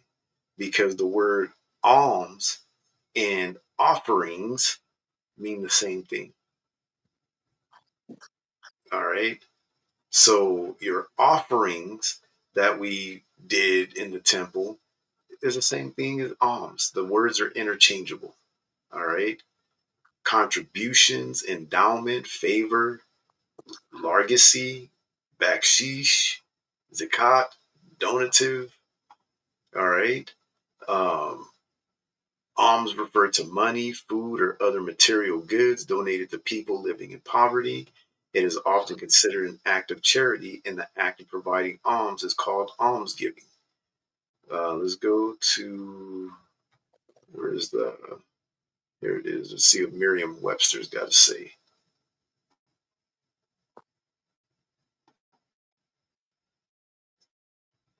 Merriam Webster, alms, something such as money or food given freely to relieve the poor. Definition 2, charity. Charity. Let's click on charity. What does that mean? Charity. Synonyms of charity. Generosity and helpfulness, especially toward the needy or suffering. Aid given to those in need. B, an institution engaged in relief of the poor. C, public provision for the relief of the needy. Benevolent goodwill toward or love of humanity. 3, a gift for public benevolent purposes. An institution such as a hospital funded by such a gift. 4, lenient judgment of others.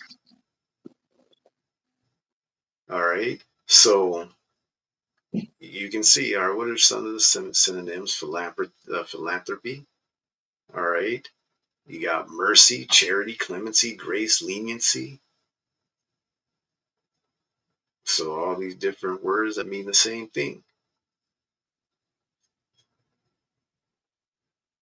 So you got many of these camp leaders that are, in a way, you hear some of the stories that after camp is done, certain leaders in the Israelite community, basically, it's almost like you're hitting up the dudes from your camp, taking their money right out their pockets. No different than what was it? It was a video that was just out this, was it like the past week or something like that, of or at some point there somebody was doing, I can't remember, I was watching, they were doing showing a video of one of these Christian pastors telling everybody to take their money out there, to help this Edomite that had traveled a long distance, supposedly from Canada, to go join his church. And he told everybody in the church, empty out your pockets right now, bring it up here to the stage. So you're strong arming people in a way. And that's where there's certain Israelite camp leaders that do the same thing. At the end of camp, it's like, get in line. It's time for us to collect. It's time for you to give your alms, collect your alms. And if you don't have it, you get cursed out, chastised, in a way, almost in some cases, almost like you're about to get beat down because you don't have any alms to give. Um, that's wicked.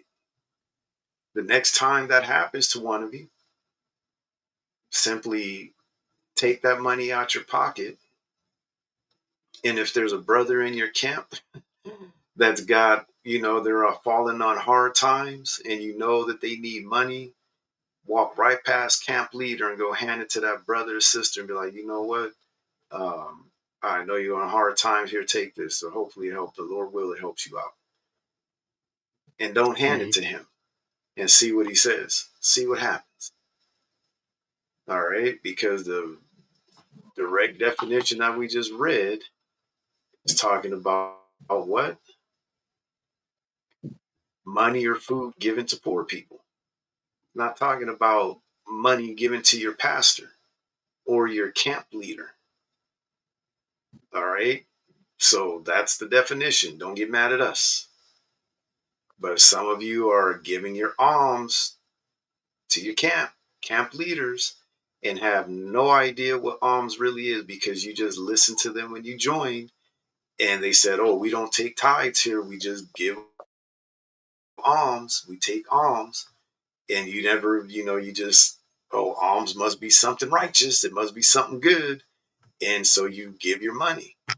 And there are some that are forcing people to pay a certain amount each month, whether it be $50 a month if you're this rank, $100 a month if you're this rank, $200 a month if you're this rank, $300 a month if you're that rank. Basically, all you're doing is you're paying for a membership to be a part of this group. No different than if you go join 24-hour fitness. You're going to pay your monthly membership due so you can be a member of that gym. You take your kid to a gymnastics school, you're going to pay a membership fee so you can, for your child to be a member of that particular gymnastics school, martial arts school, whatever the case is. You're making a monthly payment so that you can be a part of that group. And there are a lot of different groups out there that do that. In some neighborhoods, if you own a home that's in an HOA neighborhood, then you have to pay membership dues to be a part of that HOA. And anybody that knows anything about HOAs know how wicked these HOAs are, and they're getting worse. All right, and what they're doing to people. So, a little bit of advice: you go to buy a home and it's in the HOA, stay clear of it.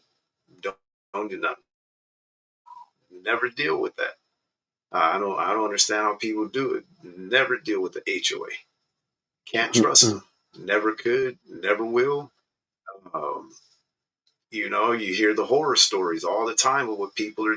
In fact, there's a situation going on right here in Sacramento, I believe it is, where a lady just got thrown in jail for 7 days because she didn't pay her HOA fees.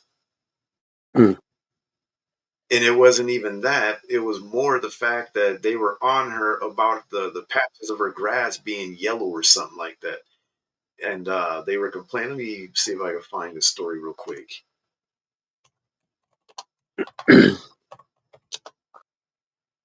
There's a HOA guy that kept going into this single lady's house just because he was HOA and supposedly they needed to Oh, inspect.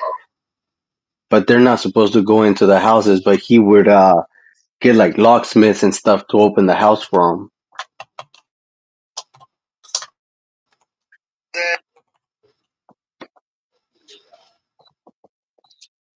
that is crazy.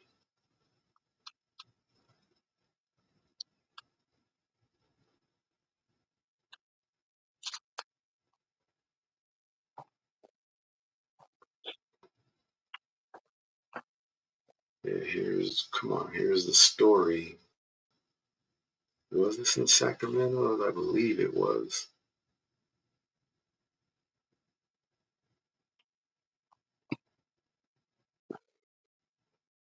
Oh, this is from Florida. I thought this was here in Sacramento, but it's the story. Let me share this. All right, so it says HOA violations involving woman's brown grass led to her being arrested and jailed for 7 days. It says a Hillsborough County homeowner is speaking out after she was arrested and spent a week in jail for what started out as HOA violations involving her lawn. This is a story that came to us from viewer Irina Green, the woman who was arrested following an escalated battle with her homeowners association over what started out as minor violation of her HOA's covenants. I think they have way too much power. I've never heard of anything like this in my life, Green said. All right. Um, the grass started turning brown. Green says the grass isn't always green in her yard thanks to a big tree beside her sidewalk. She also blames the poor condition of her grass on a drought that brought with it mandatory watering restrictions last year. But Green says her yard is far from the worst in Riverview's Creek View subdivision. Our people need to learn that the first ones that get chosen to get messed with in these places are our people. It's us, you know what I mean? And they can't seem to get that through their mind. It's like, my yard is not the worst one in the division. Why am I being singled out? Take a look around. Are these people whose yards look worse than yours, do they look like you or they look different from you? And that would answer your question. You know what I mean? Because I guarantee you, the people that look like the homeowner association's president, he's ignoring their homes. All right, but Green says her yard is far from the worst in Riverview's Creekview subdivision. If you drive around my neighborhood, you will see there's plenty of yards not up to par, Green said. So far, she's the only homeowner to actually go to jail for failing to keep her yard up to her HOA standards. It all started out with notices from the HOA management company, the Trowbridge Company, Inc. The grass has started turning brown, so then they started sending notes, and it went from the grass being brown to there's a dent in my garage, she said. Green was also cited for having a dirty mailbox, which was covered in mildew due to shade and moisture from that same tree. You just have to come out and take a brush and clean it, she said. Green was also put on notice for having a commercial cargo van, similar to other ones we observed in the neighborhood. If I remember correct, she said she sold it, and they still was messing with her. Says this is a private contract. More than 40% of Floridians live in homeowners association or condominium owners association. When they take ownership or rent the property, they agree to abide by the rules of those associations. This is a private contract that people choose to enter into, said Stetson Law School professor Paul Boudreau, including what their lawn looks like, where they can park their cars, what color their houses can be, and the HOAs have the right to enforce this. After Green failed to respond to a request for mediation, the HOA filed a lawsuit against Green in Hillsborough County Civil Court. The HOA alleged she violated the community appearance rules and demanded that she correct the violations. Green represented herself in court, which is a big mistake, preparing a handwritten response to the lawsuit that was rejected by both the HOA and the judge. Should have got a lawyer, should have went and got an attorney. Don't ever go into court by yourself. Big mistake in any matter. Says the judge gave her an ultimatum during a hearing last July. My grads had to be brung up to par. He said, you can get seed, you can do something, but you've got 30 days to get it corrected. So I said, fine. He said, if it's not done in 30 days, you're going to go to jail, Green says. So you know that this judge has got to be in on it. He must be getting some kind of kickback from these HOAs to do this stuff to people. Irene says she corrected the violations. I sold my van to comply. My mailbox was cleaned to comply. I bought seeds and watered my grass to comply, she said. But Green missed her next court date. She says she was not personally served a notice to appear at a hearing last August. I was supposed to receive documentation. Nothing was sent to her. And it seems like this is a common theme with these HOAs that they'll go in court and claim, well, we sent you a letter, and the homeowners are like, I didn't receive nothing from you guys, which it happens so often. I believe the homeowners at this point, because if it was once or twice, then you could say there must be this person being irresponsible, not checking their mail, or then open up all their mail, didn't read it, or they read it and ignored it. But this happens so often, you have to think this has to be a tactic of the HOA that they'll not send the paperwork, but they'll claim they did, knowing that if you didn't get it, you're going to ignore it. So that way they can end up getting you in court and win the court case. You know what I mean? That happens a lot. It says, and I reached out to the courthouse several times to try to find out when was my court date, Green said. The judge signed an order last August holding Green in contempt of court. He issued a warrant for her arrest at the request of the HOA's attorney, Francis Frischia. I think it's pretty rare in a civil case for someone to have a contempt order, Drew said. 7 days in jail. Green was pulled over by a Hillsborough County Sheriff's deputy on May 23rd after picking up her 15-year-old daughter from cheerleading practice. He asked me, can I get out? When I got out, he said, Ms. Green, did you know that you have a warrant for your arrest? Green said. She was handcuffed and taken to the Orient Road jail. At the jail, she got more bad news. There was no bond, so I couldn't even go home to my family. I sat in there for 7 days. 7 days in the jailhouse like a criminal, Green said. To be incarcerated without bond is certainly an extreme measure, and it is pretty rare, Boudreau said. Green described the humiliation of being fingerprinted and having her mug shot taken at the jail. It makes me feel horrible. I work hard to buy this home for me and my kids in a better neighborhood and environment, and to be taken to jail and be treated like that for brown grass at my own home, that's horrible, she said. During her stay, the suburban mom says she avoided interactions with hardened criminals but did interact with a few inmates. One girl, she kind of came over and asked me, like, hey, what are you in here for? And I told her it was like for my grass. She's like, oh, grass? They should make that stuff legal. She's thinking she's talking about marijuana. She's thinking I'm talking about weed, and I'm talking about my front yard grass. David Lear is a Palm Beach attorney who represents homeowners in cases against HOAs. His law partner wrote the best-selling book, Bad HOA. You have an HOA who was quick to go after her and to use the full force that they are entitled to, Lear said. We asked him if he had ever heard of a case where someone had gone to jail over HOA violations. Certainly, the judge had the right to do it. I think perhaps there could be more lenient remedies, Lear said. Green's sister-in-law, who was a paralegal, filed a petition 6 days after Green was incarcerated, requesting an emergency hearing. I went to court and I had to be shackled from my hands to my feet, Green said. She said she was the only person in county civil court wearing a jail uniform. Green's relatives sent pictures of the yard and other evidence to the judge, who was a different judge than the one who signed the arrest warrant last August. Green says an attorney for the HOA opposed her release at the hearing. That's crazy. All over some grass. He says, well, it hasn't been resodded. The whole yard needs to be resodded. And she's like, not from those pictures I see. She's like, no, I want her released immediately, Green said. He wanted me to continue to sit in jail and not come home to my family. Green, how are you going to fix the lawn if you're sitting in jail? Just show you how callous these people are. Says Green was released on the judge's order after the paperwork cleared the next day. We asked Creekview HOA attorney Francis Fisher about the case. He did not have a comment, but emailed us the following statement on behalf of the Creekview HOA Board of Directors. Ms. Green received notices of violations. She disregarded them. Legal action was filed by the association after she failed to accept the offer to mediate the matter. Pre-suit, as is required before a lawsuit can be filed. See Florida Statute 720.311. After suit was filed and final judgment was entered against her, Ms. Green showed up for the court hearing on July 11, 2024. Please see attached judgment and sentence. At the July 11 hearing, with Ms. Green present, another court date was set by the judge for August 19, 2024. She was instructed to comply with the requirements of the final judgment by August 19th and to report to the judge what was accomplished on August 19th. Ms. Green failed to show up in court on August 19th.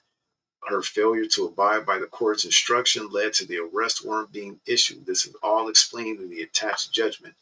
These steps were taken by the court due to Ms. Green's failure to comply with the court's instructions. This is all public record.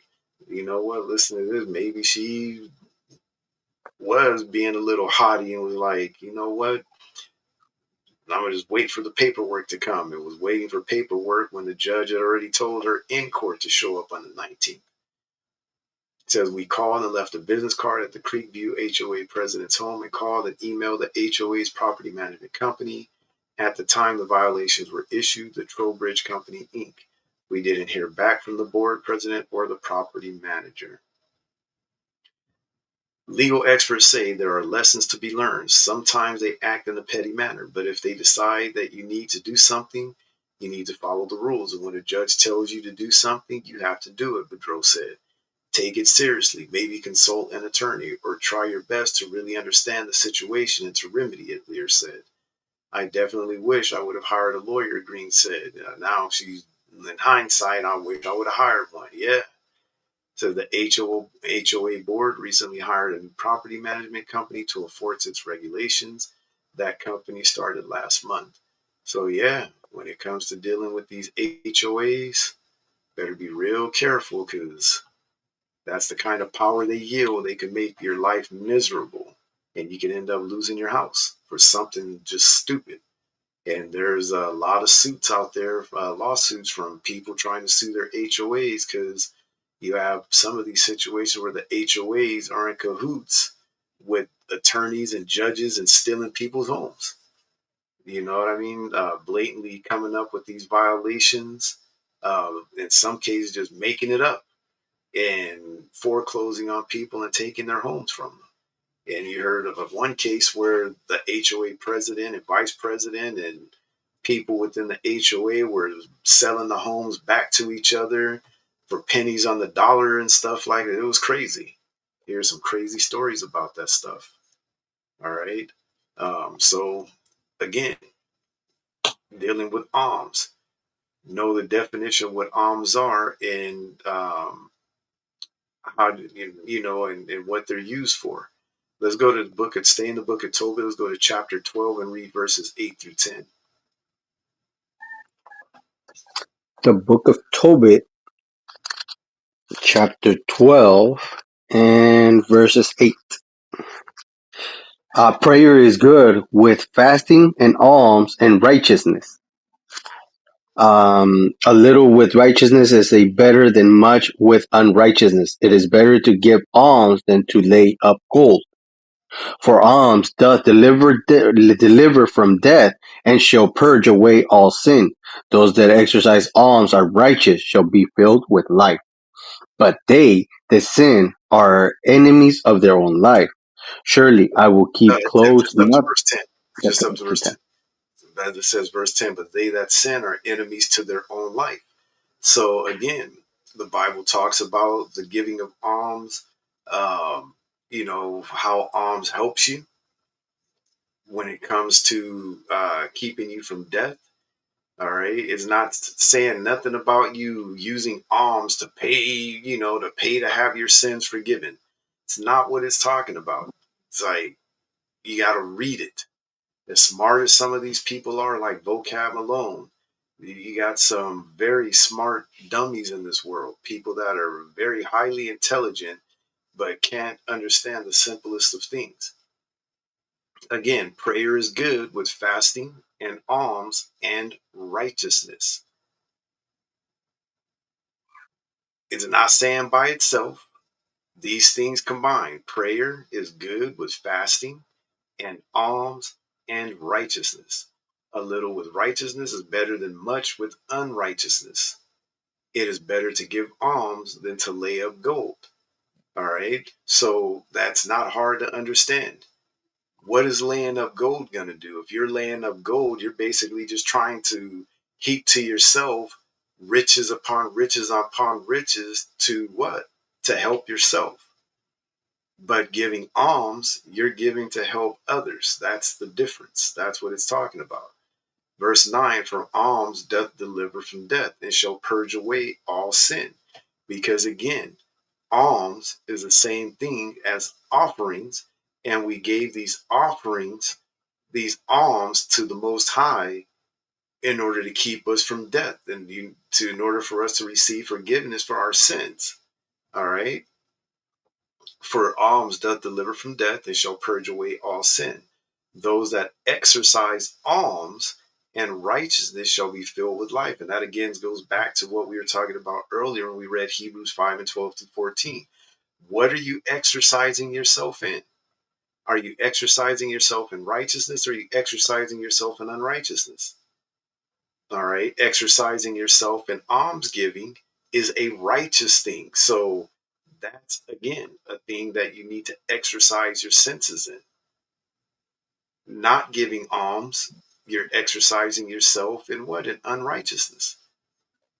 Again, those that exercise alms and righteousness shall be filled with life. So it's not alms by itself that's going to allow you to be filled with life. It's alms coupled with righteousness. What is righteousness? Keeping the commandments. Grab that real quick, Deuteronomy 6 and 25. The book of Deuteronomy, chapter 6 and verse 25. And it shall be our righteousness if we observe to do all these commandments before the Lord our God, as he had commanded us. So righteousness is the doing of the commandments. It's something that's it's action. All right. You Everything that the Lord expects from us has actions behind it. And that's something that the Christian church fails to teach our people. That righteousness or being righteous means you have to be doing something, which is keeping the Lord's commandment. So again, those that exercise alms and righteousness shall be filled with life, but they that sin are enemies to their own life. You want to be caught up in sin, not doing what the Lord told you to do? Better be watch out, because you don't know. Walk out that door. That could be the last time you walk out them doors, and you know, family getting a phone call that something happened to you. Um, let's go to Matthew 6, and you can read verses 1 through 4. Let's read what Christ had to say about alms. The book of Matthew, chapter 6 and verse 1. Take heed that ye do not your alms before men, to be seen of them, otherwise ye have no reward of your Father which is in heaven. Therefore, when thou doest thy alms, do not sound a trumpet before thee, as the hypocrites do in the synagogues and in the streets, that they may have glory of men. Verily I say unto you, they have their reward. But when thou doest alms, let not thy left hand know what the right hand doeth, that thine alms may be in the secret, and thy Father which seeth in secret shall reward thee openly. So those of us in the Israelite community need to take heed to what Christ just told us. He says himself, take heed that you do not your alms before men, because there are people in this truth that are just giving money to their church, giving money to their camp or their Israelite group or leaders, just so they could get some recognition from the camp or from the group or from the church.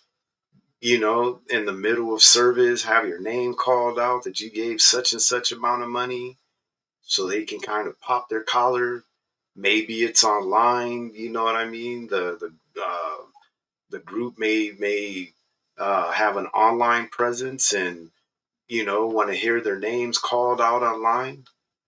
Got to be careful of this stuff, because, as the Lord said, we're supposed to be doing these things in secret. You're not supposed to be blasting to the public the good deeds that you do. And that's one of the things that bothers me about YouTube and some of these other platforms, because people are now starting to post TikTok videos on YouTube, and you see people going out and, they're doing these, what they are deeming good deeds, where they may go up to a single mom somewhere and ask Mhm. a question. She answers the question or do something, they turn around and give them a wad of money, and God bless you, we're just going around and helping. Actually, when I was watching just the other day too, there's a man that has his two sons, and they go around and they do free yard work for people. What do they call themselves? Oh my gosh, they have this name. Is it the Bless family? Something like that. But he's got his two sons. They go around and they see people's yards that are, real messed up. And they'll go and, Right. just clean up the yard, but they're doing it for views. Um, and people don't seem to understand that. You know what I mean? That they're out there so that they can be seen of men, so that they can, get a pat on the back for the good that they're doing. So if you're gonna do that, turn the camera off. Just go clean up the yard and walk away and leave it at that. But that tells you the motive behind the reason people are doing this stuff. You're not doing it just out of the goodness of your heart. You're doing it for clicks, for views. All right. And I will attest that I'm one of the fools that clicked on it to watch the video. Like, oh, what is this? Clicked on it and watched. You're like, oh my gosh, here's another one. All right. But again, take heed that ye do not your alms before men to be seen of them. Otherwise, ye have no reward of your Father which is in heaven. So we all got to take heed to that. Therefore, when thou doest thine alms, do not sound a trumpet before thee, as the hypocrites do in the synagogues and in the streets. Not our words, these are Christ's words. You know what I Right. mean? If it's hitting home, take it to heart. Take a look in the mirror. If you know you're accepting alms, you're accepting donations, or whatever the case is. You see that on YouTube all the time. People got their cash apps up there. They got the, what do they call them? The super chats and all that. Mhm. And people are donating the money right there. And they're, oh, thanks for the super chat. Oh yeah, thanks for the donation. Oh, and it's like, okay, so you're just doing this. Imagine if we're doing this class right now and you see Cash App scrolling across the screen with what's some of the other ones? PayPal and, um, and we're like, hey, if you want to donate, go ahead and donate to such and such. And then we got people online, watching the video right now. We don't have very many people watching. But let's say they're, hey, give $10. Like, hey, thanks for the $10. So that's crazy. That's not what we're supposed to be doing. That's not what we're supposed to be on here doing. All right. Um, Again, therefore, when thou doest thine alms, do not sound a trumpet before thee, as the hypocrites do in the synagogues and in the streets, that they may have glory of men. Verily I say unto you, they have their reward. And many of these brothers in the truth, yeah, some of them bragging about the hundreds of thousands of dollars a year that they're making, with their different Israelite businesses and selling t-shirts and hats and CDs and books and all of this. That's your reward. You got it. Knock yourself out with it. But just remember, when Christ comes back, you just might end up finding yourself being one of those Matthew 7 and 21s. And if you don't know what a Matthew 7 and 21 is, we'll just go ahead and you know. Because if you don't know, you don't know. In fact, start in 21 and read to 23. The book of Matthew, chapter 7 and verse 21. Not everyone that saith unto me, Lord, Lord, shall enter into the kingdom of heaven, but he that doeth the will of my Father which is in heaven. Many will say to me in that day, Lord, Lord, have we not prophesied in thy name? And in thy name have cast out devils? And in thy name done many wonderful works? And then will I profess unto them, I never knew you. Depart from me, ye that work iniquity. So there's going to be a whole lot of our brothers in this truth that Christ's going to come back. He's going to be like, depart from me, you hypocrite. I never knew you. Depart from me, you workers of iniquity. I never knew you. Like, oh, you talking to me? I don't know you. That's what Christ's going to be saying to you. He's like, I don't know you. Who's you? So as it says, going back to Matthew 6, verse 3, but when thou doest alms, let not thy left hand know what thy right hand doeth, that thine alms may be in secret, and thy Father which seeth in secret himself shall reward thee openly. So again, be real careful about these alms when, cannot stress it enough. You know what I mean? Not everybody in this truth is got your best interest at heart. There are many people in this truth that will um, break the commandments just to make a little cash. And they're real good and smooth with their words to have you think you're doing something righteous when in fact they have you caught up in some unrighteous doings. All right. So let's go to Sirach chapter 12, read verses 1 through 7. Because a few minutes ago I mentioned that we shouldn't be just giving alms to everybody. That's what some of the scriptures, with the way they're written, the way they're read, it may appear that that's what it's saying. To help any old poor person that comes along, but that's not what the Bible teaches. Go ahead. The book of Ecclesiasticus, chapter 12 and verse 1. When thou wilt do good, know to whom thou doest it, so shall thou be thanked for thy benefit. Do good to the goodly man, uh, The godly man. godly man. Yeah. I always do that, goodly man. Do good to the godly man, and thou shalt find a recompense, and if not from him, yet from the Most High. There can no good come to him that is always occupied in evil, nor to him that giveth no alms. Give to the godly man, and help not a sinner. Read that one more time. Give to the godly man, and help not a sinner. The Bible specifically tells us give to the godly man and help not a sinner. That's why when I know it's hard, in this world, if you own a business or anything like that, yeah, you're going to have to intermingle, with the rest of society with that business. But when it comes to your personal life and it comes to helping people, loaning money to people, doing business with people, you better be real careful about who you do business with. Because if this person is not about this Bible, they're not about righteousness, they're not about keeping God's commandments, they're not about doing this law, they don't care about being an Israelite, they don't care nothing about this book and our history, our heritage, you better be real careful because you can't trust them. That's why I said give to the godly man and help not a sinner. Not supposed to be giving your money and your time and effort to just anybody.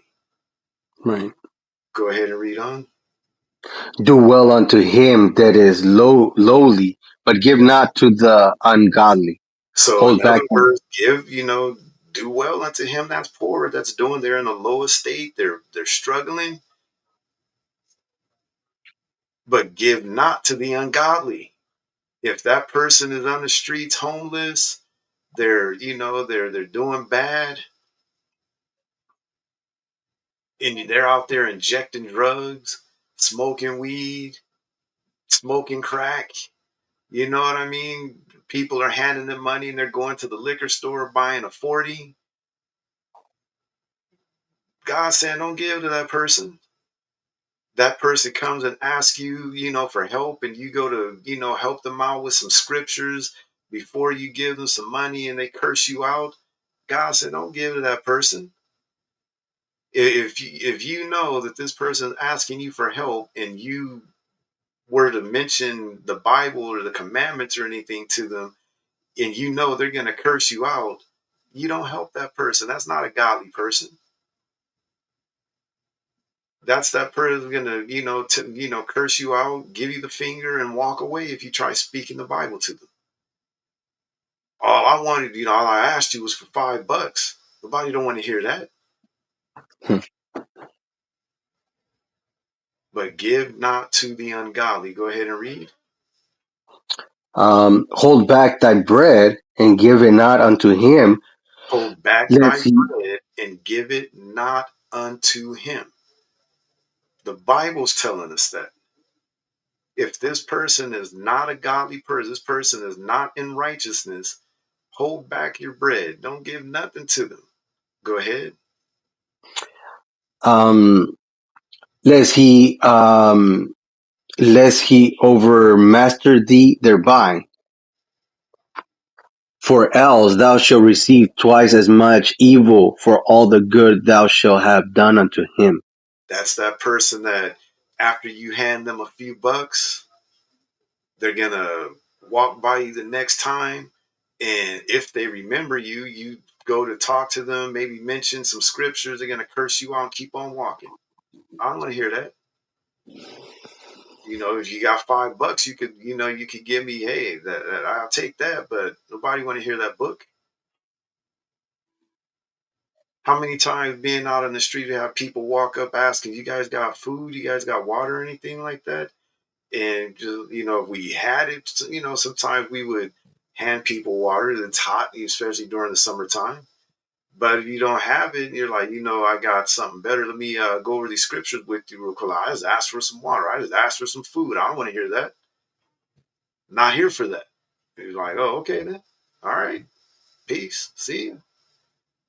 You know what I mean? Don't trip and fall in the way of, walking away. Just, sorry, we can't help you then.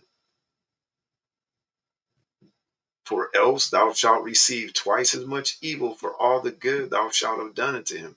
How many stories do you read online? You see the videos on YouTube where people have tried to help homeless people, try to help people, let them move into their homes. Like, hey, I got an extra room in my house, or I got a back house in the back of my house. You could go ahead and use it till you get on your feet. And then you hear about this person being moved in, either robbed, steals from the person, or they end up unaliving the person. You hear these stories all the time. That's why the Bible tells us, give to the godly person. Don't help a sinner. Do well unto him that is lowly, but give not to the ungodly. It says, hold back thy bread and give it not unto him, lest he overmaster thee thereby. For else thou shalt receive twice as much evil for all the good thou shalt have done unto him. You're going to receive a ton of evil when all you wanted to do is help that person. So you need to be real careful. Let's go and read on verse 6. Verse 6. For the Most High hated The sinners. Most High what? Hated sinners. For the Most High hated sinners. Read on. And will repay vengeance unto the ungodly, and keepeth them against the mighty day of their punishment.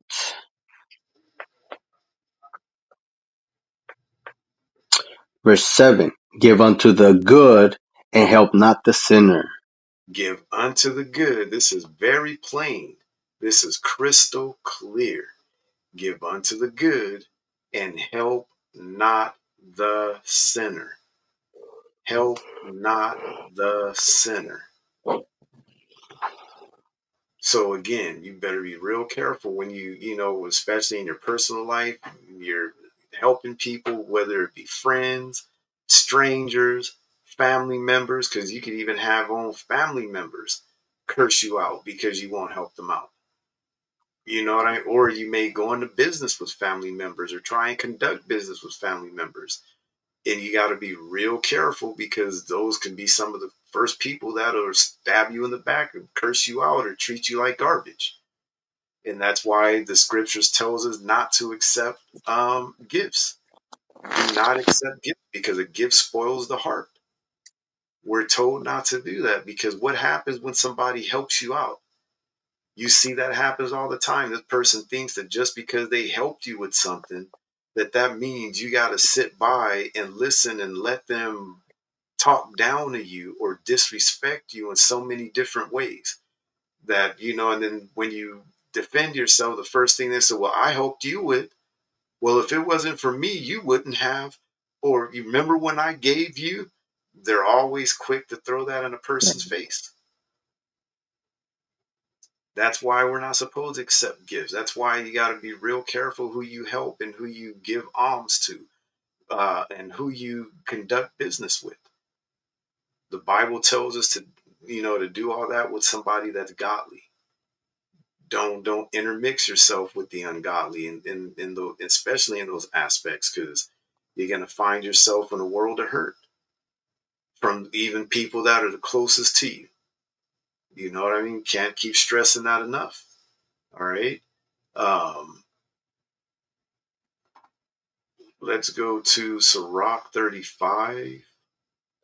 You're gonna read verses 1 through 11. The book of Ecclesiasticus, chapter 35, and verse 1. He that keepeth the law bringeth offerings enough.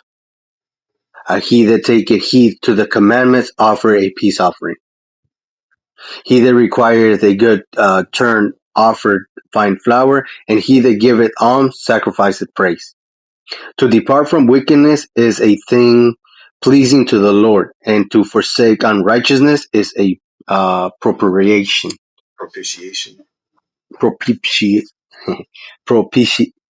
Say it again. Propitiation. Propitiation. Thou shalt not appear empty before the Lord, for all these things are to be done because of the commandment. The For all these offerings of things, that's verse 5. For all these things are to be done because of the commandment. So, what verse 2 is saying is that he that wants to repay a good deed the Lord has done for them should offer fine flour. As it says, he that requiteth a good return or a good turn offereth fine flour, and he that giveth alms sacrificeth praise. And this is showing you again that alms and offerings are the same thing. It's the same thing. We showed you that in the definition. Offering is just a synonym of alms. All right? They mean the same thing. He that requited, let's get the word requit so that people can understand what that means. Because a lot of our people don't know what that word means.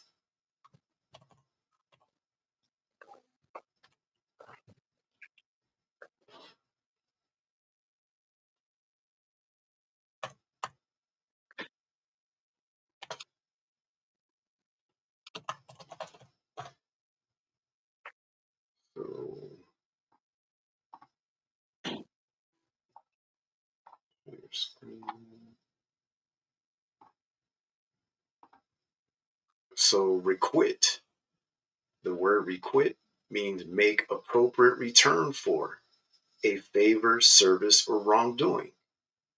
Return a favor to someone. Respond to love or affection, return. So that's what it means to requit. What about requit it? Just so to make it clear, requit it. Not in Hindi.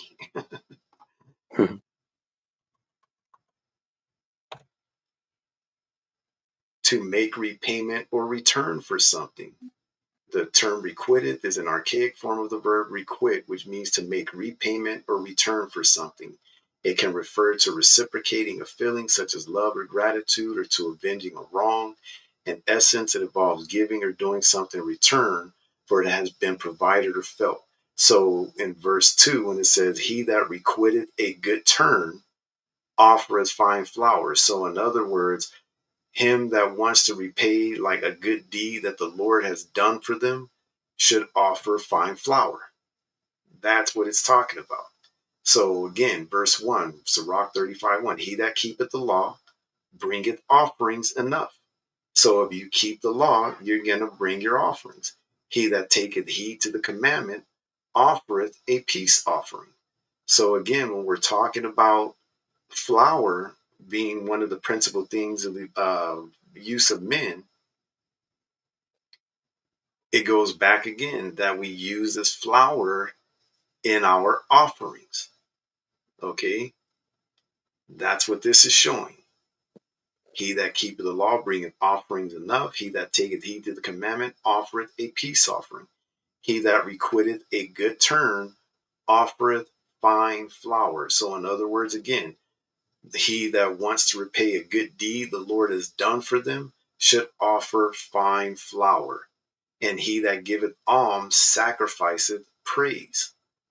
To depart from wickedness is a thing pleasing to the Lord, and to forsake unrighteousness is a propitiation. All right. Verse 4, thou shalt not appear empty before the Lord. You heard us mention that earlier in the lesson, that we were commanded, and we appear before the Lord, we do not appear before him empty. So you better have your offerings with you. It says, for all these things are to be done because of the commandment. All right. So our offerings were commanded to be made with fine flour. When you read the scriptures, let me say that again. Our offerings were commanded to be given with fine flour. Let's go to Sirach 38. You're going to read verses 10 and 11. the book of Ecclesiasticus, chapter 38 and verse 10. Leave off from sin and order thy hands aright, and cleanse thy heart from all wickedness. Give a sweet Savior and a memorial of fine flour, and make a fat offering as not being. So the flour serves a reminder of all the sins and foolishness we committed. All right. And it says, give a sweet savor and memorial of fine flour. Okay. So this flour serves a purpose in the whole use of a man's life to help give us life, to help sustain us. In reality in life, it helps you with cooking. All right. And also spiritually, it helps you. So we're showing you both and what it means to give this flour and how this flour is going to sustain you. All right, let's go to the book of Wisdom of Solomon, chapter 10, and you're going to read verse 8.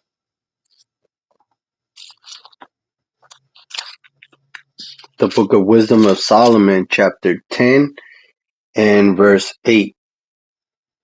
It says, for regarding not wisdom, they got not only thy hurt, that they knew not the things which were good, but also left behind them to have world a memorial of their foolishness. Read it Foolishness. again. Some of the words you're reading wrong. Okay, this is for regarding not wisdom. A second.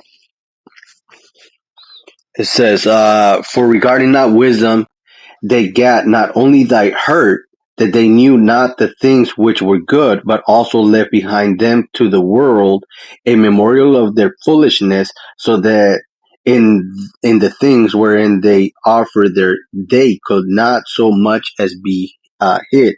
So it actually says, so that in the things wherein they offended, they could not so much as be hid. All right. So again, a memorial of their foolishness. Let's go to Sirach 35 and read verses 6 through 11. Sirach.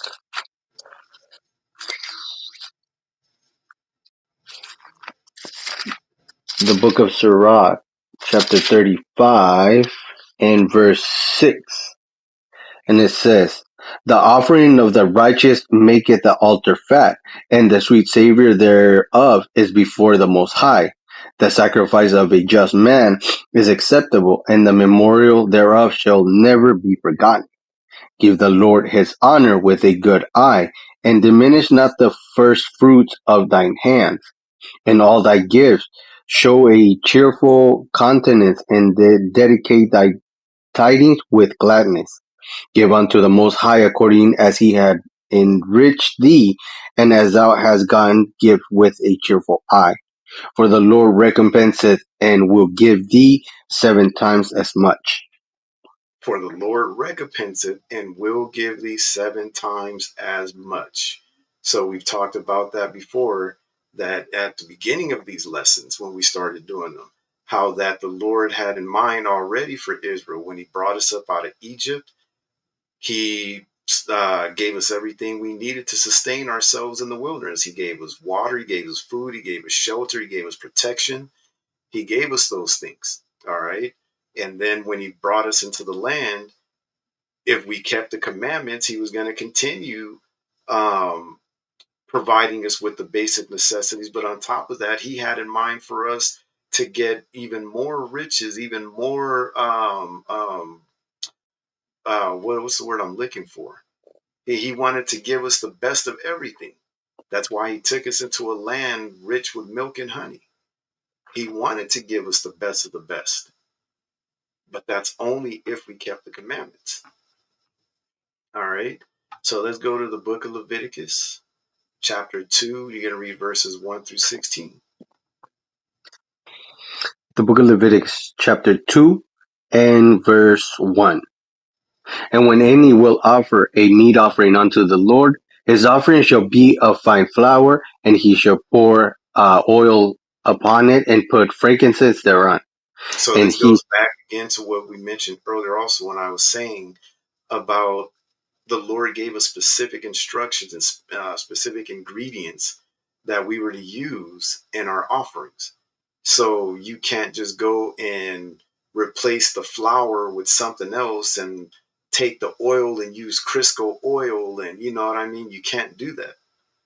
You will be in violation because it specifically tells us to use fine flour. He specifically tells us to use oil. He specifically says use frankincense. All right. Go ahead and read on. And he shall bring it to Aaron's sons the priests, and he shall take thereout his handful of the flour thereof, and of the oil thereof, with all the frankincense thereof, and the priest shall burn the memorial of it upon the altar to be an offering made by fire of sweet savour unto the Lord. And the remnant of the meat offering shall be Aaron's and his sons. It is a thing most holy of the offering of the Lord made by fire.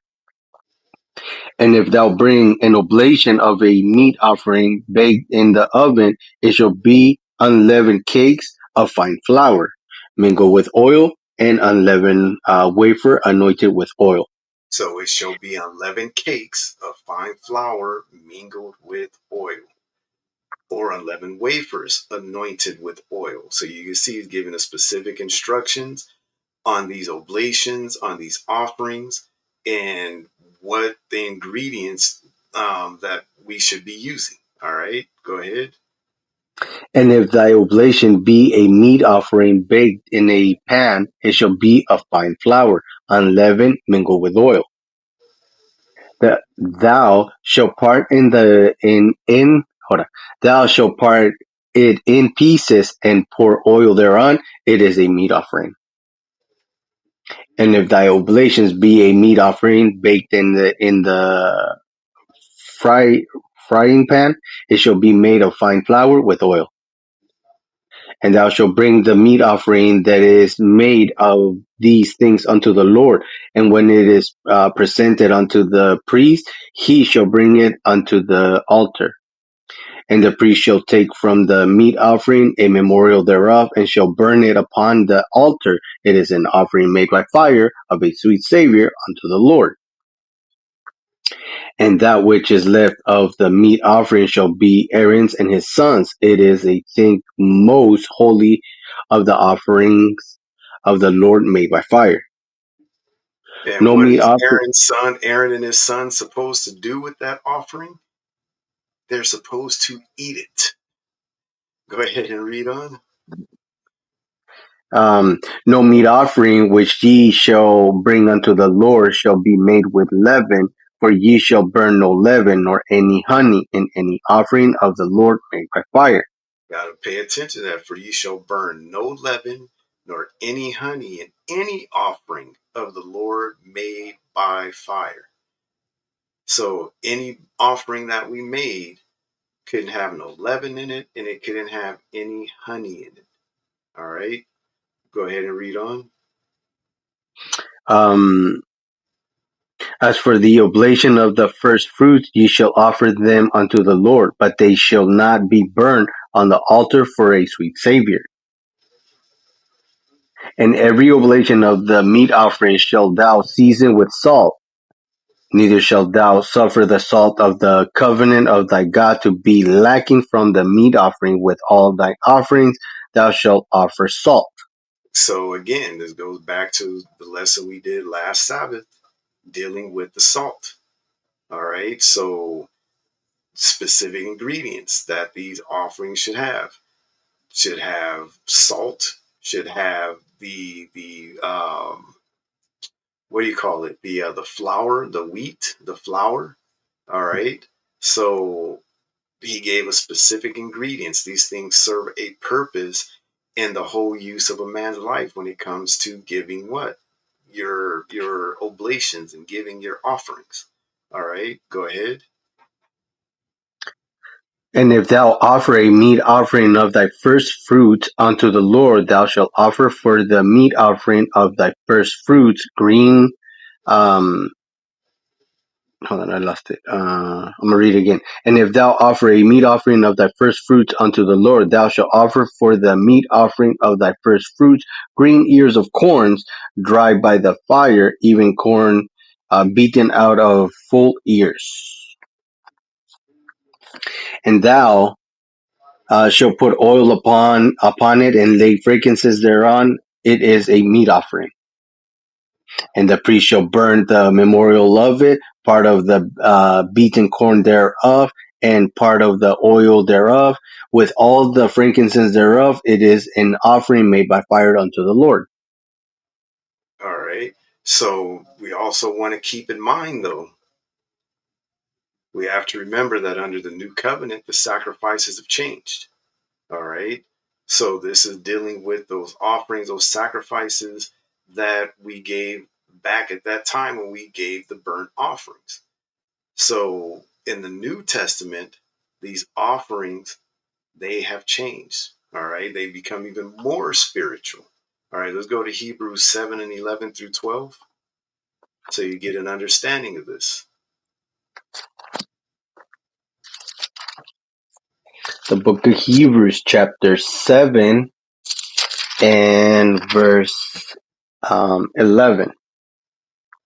And it says, if therefore perfection were by the Levitical priesthood, for under it the people received the law, what further need was there that another priest should rise after the order of Melchizedek, and not be called after the order of Aaron? For the priesthood being changed, there is made a new, made of new necessity. Necessity. Yeah, let me read it again. For the priesthood being changed, there is made of necessity a change also of the law. So again, for the priesthood being changed, there is made of necessity a change also of the law. So again, we keep stressing this. Brothers out there teaching when it comes to Hebrews 7 and 12, stop saying that the law is done away with, because you're almost sounding like a Christian when the Right. Christians are saying the law has been done away with. You're saying the law of sacrifice was done away with. The law of sacrifice wasn't done away with, it was changed. All right, that's the proper way to bring this out. It wasn't done away with. The law of sacrifice was changed. And we're going to show you. Let's go to drop down to verses 26 and 27. The book of Hebrews, chapter 7, and verse 26. For such an high priest became us, who is holy, harmless, undefiled, separated from sinners, and made higher than the heaven, who needed not daily, as those high priests, to offer up sacrifice first for his own sins and then for the people. For this he did once when he offered up himself. So under Christ, under the Levitical priesthood, the priest had to go into the temple daily and offer up those sacrifices. With Christ, it was only done once. Okay, as it says, for first his own sins and then for the people's. For this he did once when he offered up himself. All right, let's go to Hebrews 9. You're going to read verses 1 through 10. The book of Hebrews, chapter 9, and verse 1. Then verily the first covenant had also ordinance of divine service and a worldly sanctuary. For there was a tabernacle made, the first, wherein was the candlestick and the table and the showbread, which is called the sanctuary. And after the second veil, the tabernacle, which is called the holiest of all, which has the golden Sir censer, Censer. Yeah, censer. yeah, which had the golden censer and the ark of the covenant overlaid round about with gold, wherein was the golden pot that had manna, and Aaron's rod they budded, and the tables of the covenant, and over it the cherubims There you of go. glory. Say it again. Cherubims. You said it right. Cherubim, and over it the cherubims of glory shadowing the mercy seat, of which we cannot now speak particularly. Now, when these things were thus ordained, the priest went always into the first tabernacles, accomplishing the service of God. But into the second went the high priest alone, once every year, not without blood, which he offered for himself and for the errors of the people. This was the Day of Atonement. Go ahead. The Holy Ghost, this signifying that the way into the holiest of all was not yet made manifested, while as the first tabernacle, while as the first first tabernacle was yet standing, which was a figure for the time then present, in the which were offered both gifts and sacrifices that could not make him that did the service perfect, as pertaining to the conscience, which stood only in the meats and drinks and diverse washings and carnal ordinances imposed on them until the time of Reformation. All right. So again, number 9, verse 9, which was a figure for the time then present, in which were offered both gifts and sacrifices that could not make him that did the service perfect, as pertaining to the conscience. All right. So this is going into those sacrifices, those offerings. Verse 10, which stood only in meats, talking meat offerings, and drinks, talking about drink offerings, and diverse washings, which is talking about baptisms, and carnal ordinances imposed on them until the time of Reformation. And when it comes to baptisms, again, even some of our brothers in this truth are still not understanding about baptism. All right. Go watch our class about the washing of feet, because it's funny because after we did that class, there's only one group in their Passover that I saw actually wash people's feet. And quite honestly, it's a group that I would have never thought would have done it. Um, Straightway did it with Pastor Dowell and them. They did it. I wouldn't have never thought that they would have been, ones to actually, follow the scriptures and do the washing of feet, which is what? Baptism, these diverse washings. All right. Um, which stood only in meats and drinks and diverse washings and carnal ordinances imposed on them until the time of Reformation. Let's stay in 9 and read verses 11 through 28. The book of Hebrews, chapter 9, and verses, you said what to 28? 11 through 28. Verse 11 says, "But Christ being come and high priest of good things to come, by a greater and more perfect tabernacle, not made with hands, that is to say, not of this building, neither by the blood of the goats and calves, but by his own blood, he entered once into the holy place, having obtained eternal redemption for us. For if the blood of bulls and of goats and the ashes of the heifer sprinkling the unclean sanctified to be purified of the flesh, how much more shall the blood of Christ, who through the eternal Spirit offering himself without spot to God, purge your conscience from dead works to serve the living God."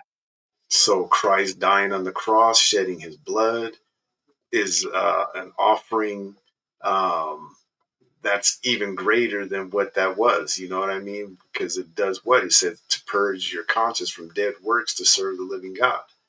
Go ahead. Um, and for this cause, he is the mediator of the New Testament, that by means of death, for the redemption of the transgressions that were under the First Testament, they which are called might receive the promise of eternal inheritance. For where a testament is, there must also of necessity be the death of the testator. For a testament is of a force after men are dead, otherwise it is of no strength at all while the testator liveth. Whereupon neither the first testament was dedicated without blood, for when Moses had spoken every precept to all the people according to the law, he took the blood of a calf and of a goat with water and scarlet wool and hyssop, and sprinkled both the book and the people, saying, "This is the blood of the testament which God had enjoined and unto you." Moreover, he sprinkled with blood both the tabernacle and all the vessels of the ministry. And almost all things are by the law purged with blood, and without shedding of blood is no redemption. It was therefore necessary that the patterns of things in the heavens should be purified with these, but the heavenly things themselves with better sacrifices than these. For Christ is not enter into the holy place made with hands, which are the figures of itself, now to appear in the presence of God for us. Nor yet that he should offer himself often as a high priest enter into the holy place every year with blood of others. For then must the others have suffered since the foundation of the world, but now once in the end of the world hath he appeared to put away sin by the sacrifice of himself. And as it is appointed unto men once to die, but after this the judgment. So Christ was once offered to bear the sins of many, and unto them that look for him shall he appear the second time without sin unto salvation. All right, so let's go on to chapter 10. And you're going to read verses 1 through 18. The book of Hebrews chapter 10 and verse 1. This says, "For the law having a shadow of good things to come, and not the very image of the things, can never with those sacrifices which they offer year by year continually make the commerce thereunto perfect. For then will they not have ceased to be offered, because that the worshippers once purged should have had no more conscience of sins. But in those sacrifices there is a remnant again made of sin every year. For it is not possible that the blood of bulls and of goats should take away sin. Therefore, when he cometh into the world, he said, Sacrifice and offering thou wouldest not, but a body hast thou prepared me. In burnt offerings and sacrifices for sin thou hast had no pleasure. Then said I, Lo, I come in the volume of the book, it is written of me, to do thy will, O God. Above, when he said, Sacrifice and offering and burnt offering and offering for sin, thou wouldest not, neither hasn't pleasure therein, which are of offered by the law. Then said he, Lo, I come. Hold on. Then said he, Lo, I come to do thy will, O God. He taketh away the first, that he may establish the second, by the which we are sanctified through the offering of the body of Jesus Christ once for all. And every priest standeth daily ministering and offering offerings the same sacrifice which can never take away sin. But this man, after he had offered one sacrifice for sin forever, sat down on the right hand of God. From henceforth, expecting till his enemies be made his footstool. For by one offering he had perfected forever them that are sanctified. Wherefore the Holy Ghost also is a witness to us. For after that he had said before, This is the covenant that I will make with them after those days, saith the Lord. I will put my laws into their heart, and in their minds will I write them. and their sins and iniquities will I remember no more. Now, where remission of these is, there is no more offering of sin. All right. Let's go to the book of First Peter, chapter 2, and verse 5. So there is really no real reason to have to break any of that because it's self-explanatory. You read it, and it should be plain to you that it's telling us that the sacrifice of bulls and goats does not take away the sins, is not clearing our conscience of the sins. That's why there was necessity for a change in the law. All right. It's real simple. It's not hard to understand at all. Okay. So when you got it, let's go ahead and read it. The book of First Peter, chapter 2 and verse 5. Ye also, as lively stones, are built up as a spiritual house and holy priesthood to offer up spiritual sacrifices acceptable to God by Jesus Christ. So, us today, if you're a so called teacher, a so called leader in Israel, you run a congregation, lead a congregation, whether it's a camp, Israelite church group. We you know what I mean? When it comes to these Christian groups, these Christian churches, we know what's going on over there. All right. So right now we're referring to Israel, those Israelites that are waking up, whether they're in a camp, not in a camp. You just woke up, you've been in the truth for years and years and years, maybe decades. Um, we are those lively stones that the First Peter 2 and 5 is talking about. We are built up a spiritual house. We're the holy priesthood.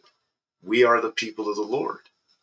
And what are we here to do? To offer up spiritual sacrifices acceptable to God by Jesus Christ. That's what we are supposed to be doing. All right. Those are the sacrifices that we are to make now. All right. We're not going to the altar and burning sacrifices anymore, but it still has the same outcome. All right. For us to what? Receive forgiveness of our sins in order to communicate with our God. Okay. Let's go to Psalms 141 and verse 2.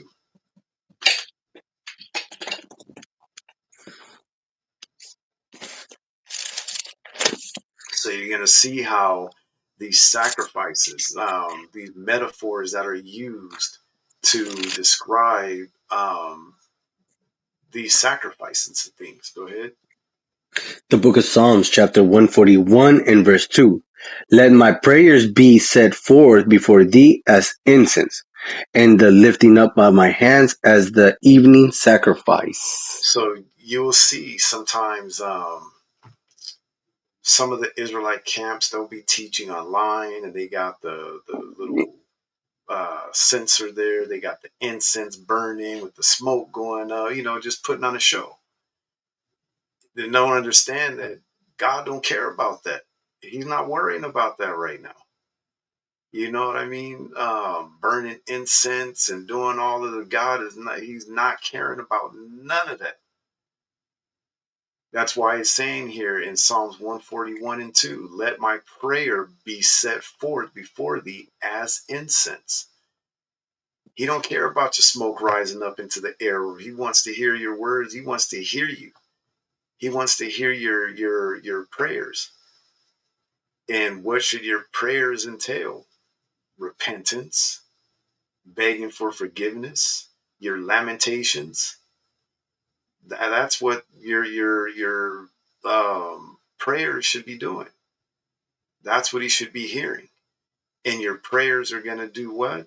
They're going to be before him as incense. He don't care about you actually burning incense to him right now. It's not doing anything. Many of you are sitting in your schools with the incense burning, and some of them are committing fornication right there within their schools. No different than some of these pastors committing, fornication in the church offices. They're in the church in the back office, having relations with women in the church. It's no different than some of these men that are calling themselves so-called Israelite leaders. You're putting on a show. You know what I mean? For everybody to think you're being Mr. Righteous, but in reality caught up in all kinds of sin, all kinds of wickedness. Let my prayer be set forth before thee as incense, and the lifting up of my hands as the evening sacrifice. The lifting up of your hands. You're not actually sacrificing anymore. You should be lifting those hands in the air, bowing that head, eyes down, not even having the confidence to look up at the Lord.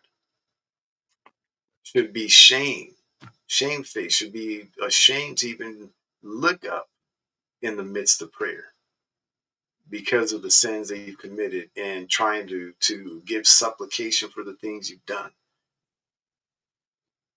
All right, let's go to the book of Hosea in chapter 14 and verse 2.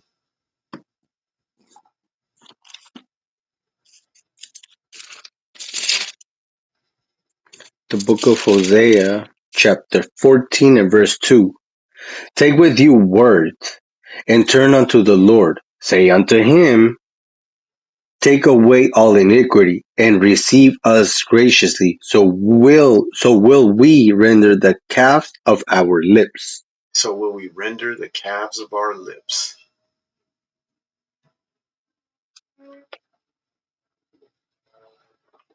It's written in the word. We're not making this up. All right. Take with you words and turn to the Lord. Say unto him, take away all iniquity and receive us graciously. So will we render the calves of our lips. In other words, you better be sacrificing praise to him all the time. Let's read that in Hebrews 13:15. Go to Hebrews 13:15. The book of Hebrews, chapter 13 and verse 15. 13 and verse 15. By him, therefore, let us offer the sacrifice of praise to God continually, that is, the fruit of our lips, giving thanks to his name. So we should be giving that sacrifice of praise to God continually. Just as written in the scriptures. We're not making none of this up. It's written right here. We're reading it. We're reading about it. All right. By him, therefore, let us offer the sacrifice of praise to God continually. That is the fruit of our lips, giving thanks to his name. Let's go to Psalm 69 and read verses 30 and 31.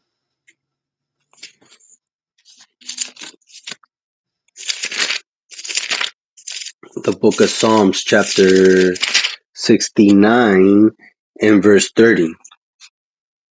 I will praise the name of God with a song and will magnify him with thanksgiving.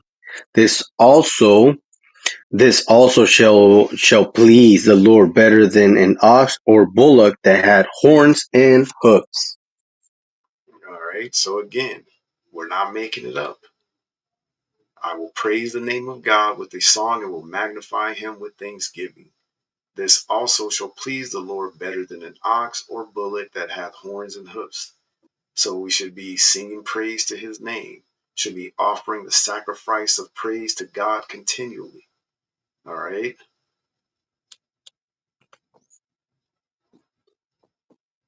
What does that have to do with flour? Because in our actual sacrifices, you had to offer what? Flour with your sacrifices. So the sacrifice of your lips praising his name is what? A metaphor for what? The flour, the oil, all of that is being used in our sacrifices. Let's go to Psalms 107 and read verses 21 through 22. The book of Psalms, chapter 107 and verse 21. Oh, that man would praise the Lord for his goodness and for his wonderful works to the children of men, and let them sacrifice the sacrifice of thanksgiving and declare his works with rejoicing. All right, so you should be sacrificing the sacrifice of thanksgiving. All right, so again, that's what should be happening. Should be hearing those praises, that prayer coming from your lips. Let's go to Psalms 116 what did I just do? 69. Oh, okay, I forgot the changes. We just read 107 and 21 through 22, right? Yep. All right. Forgot to change it.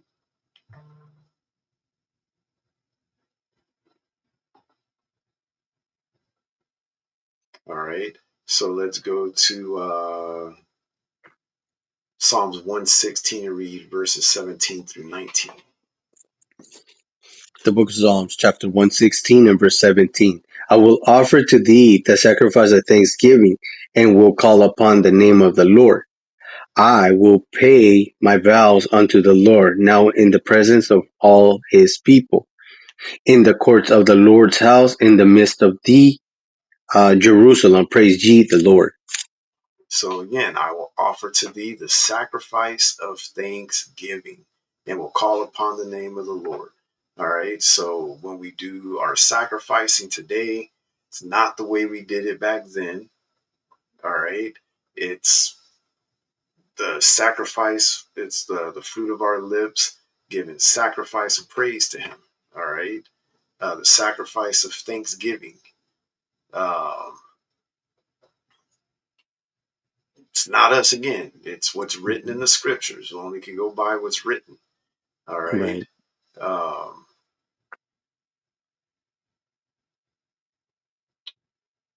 Lord's will, you got some understanding of that. With that, let's go to Ecclesiastes 12 and 13 through 14.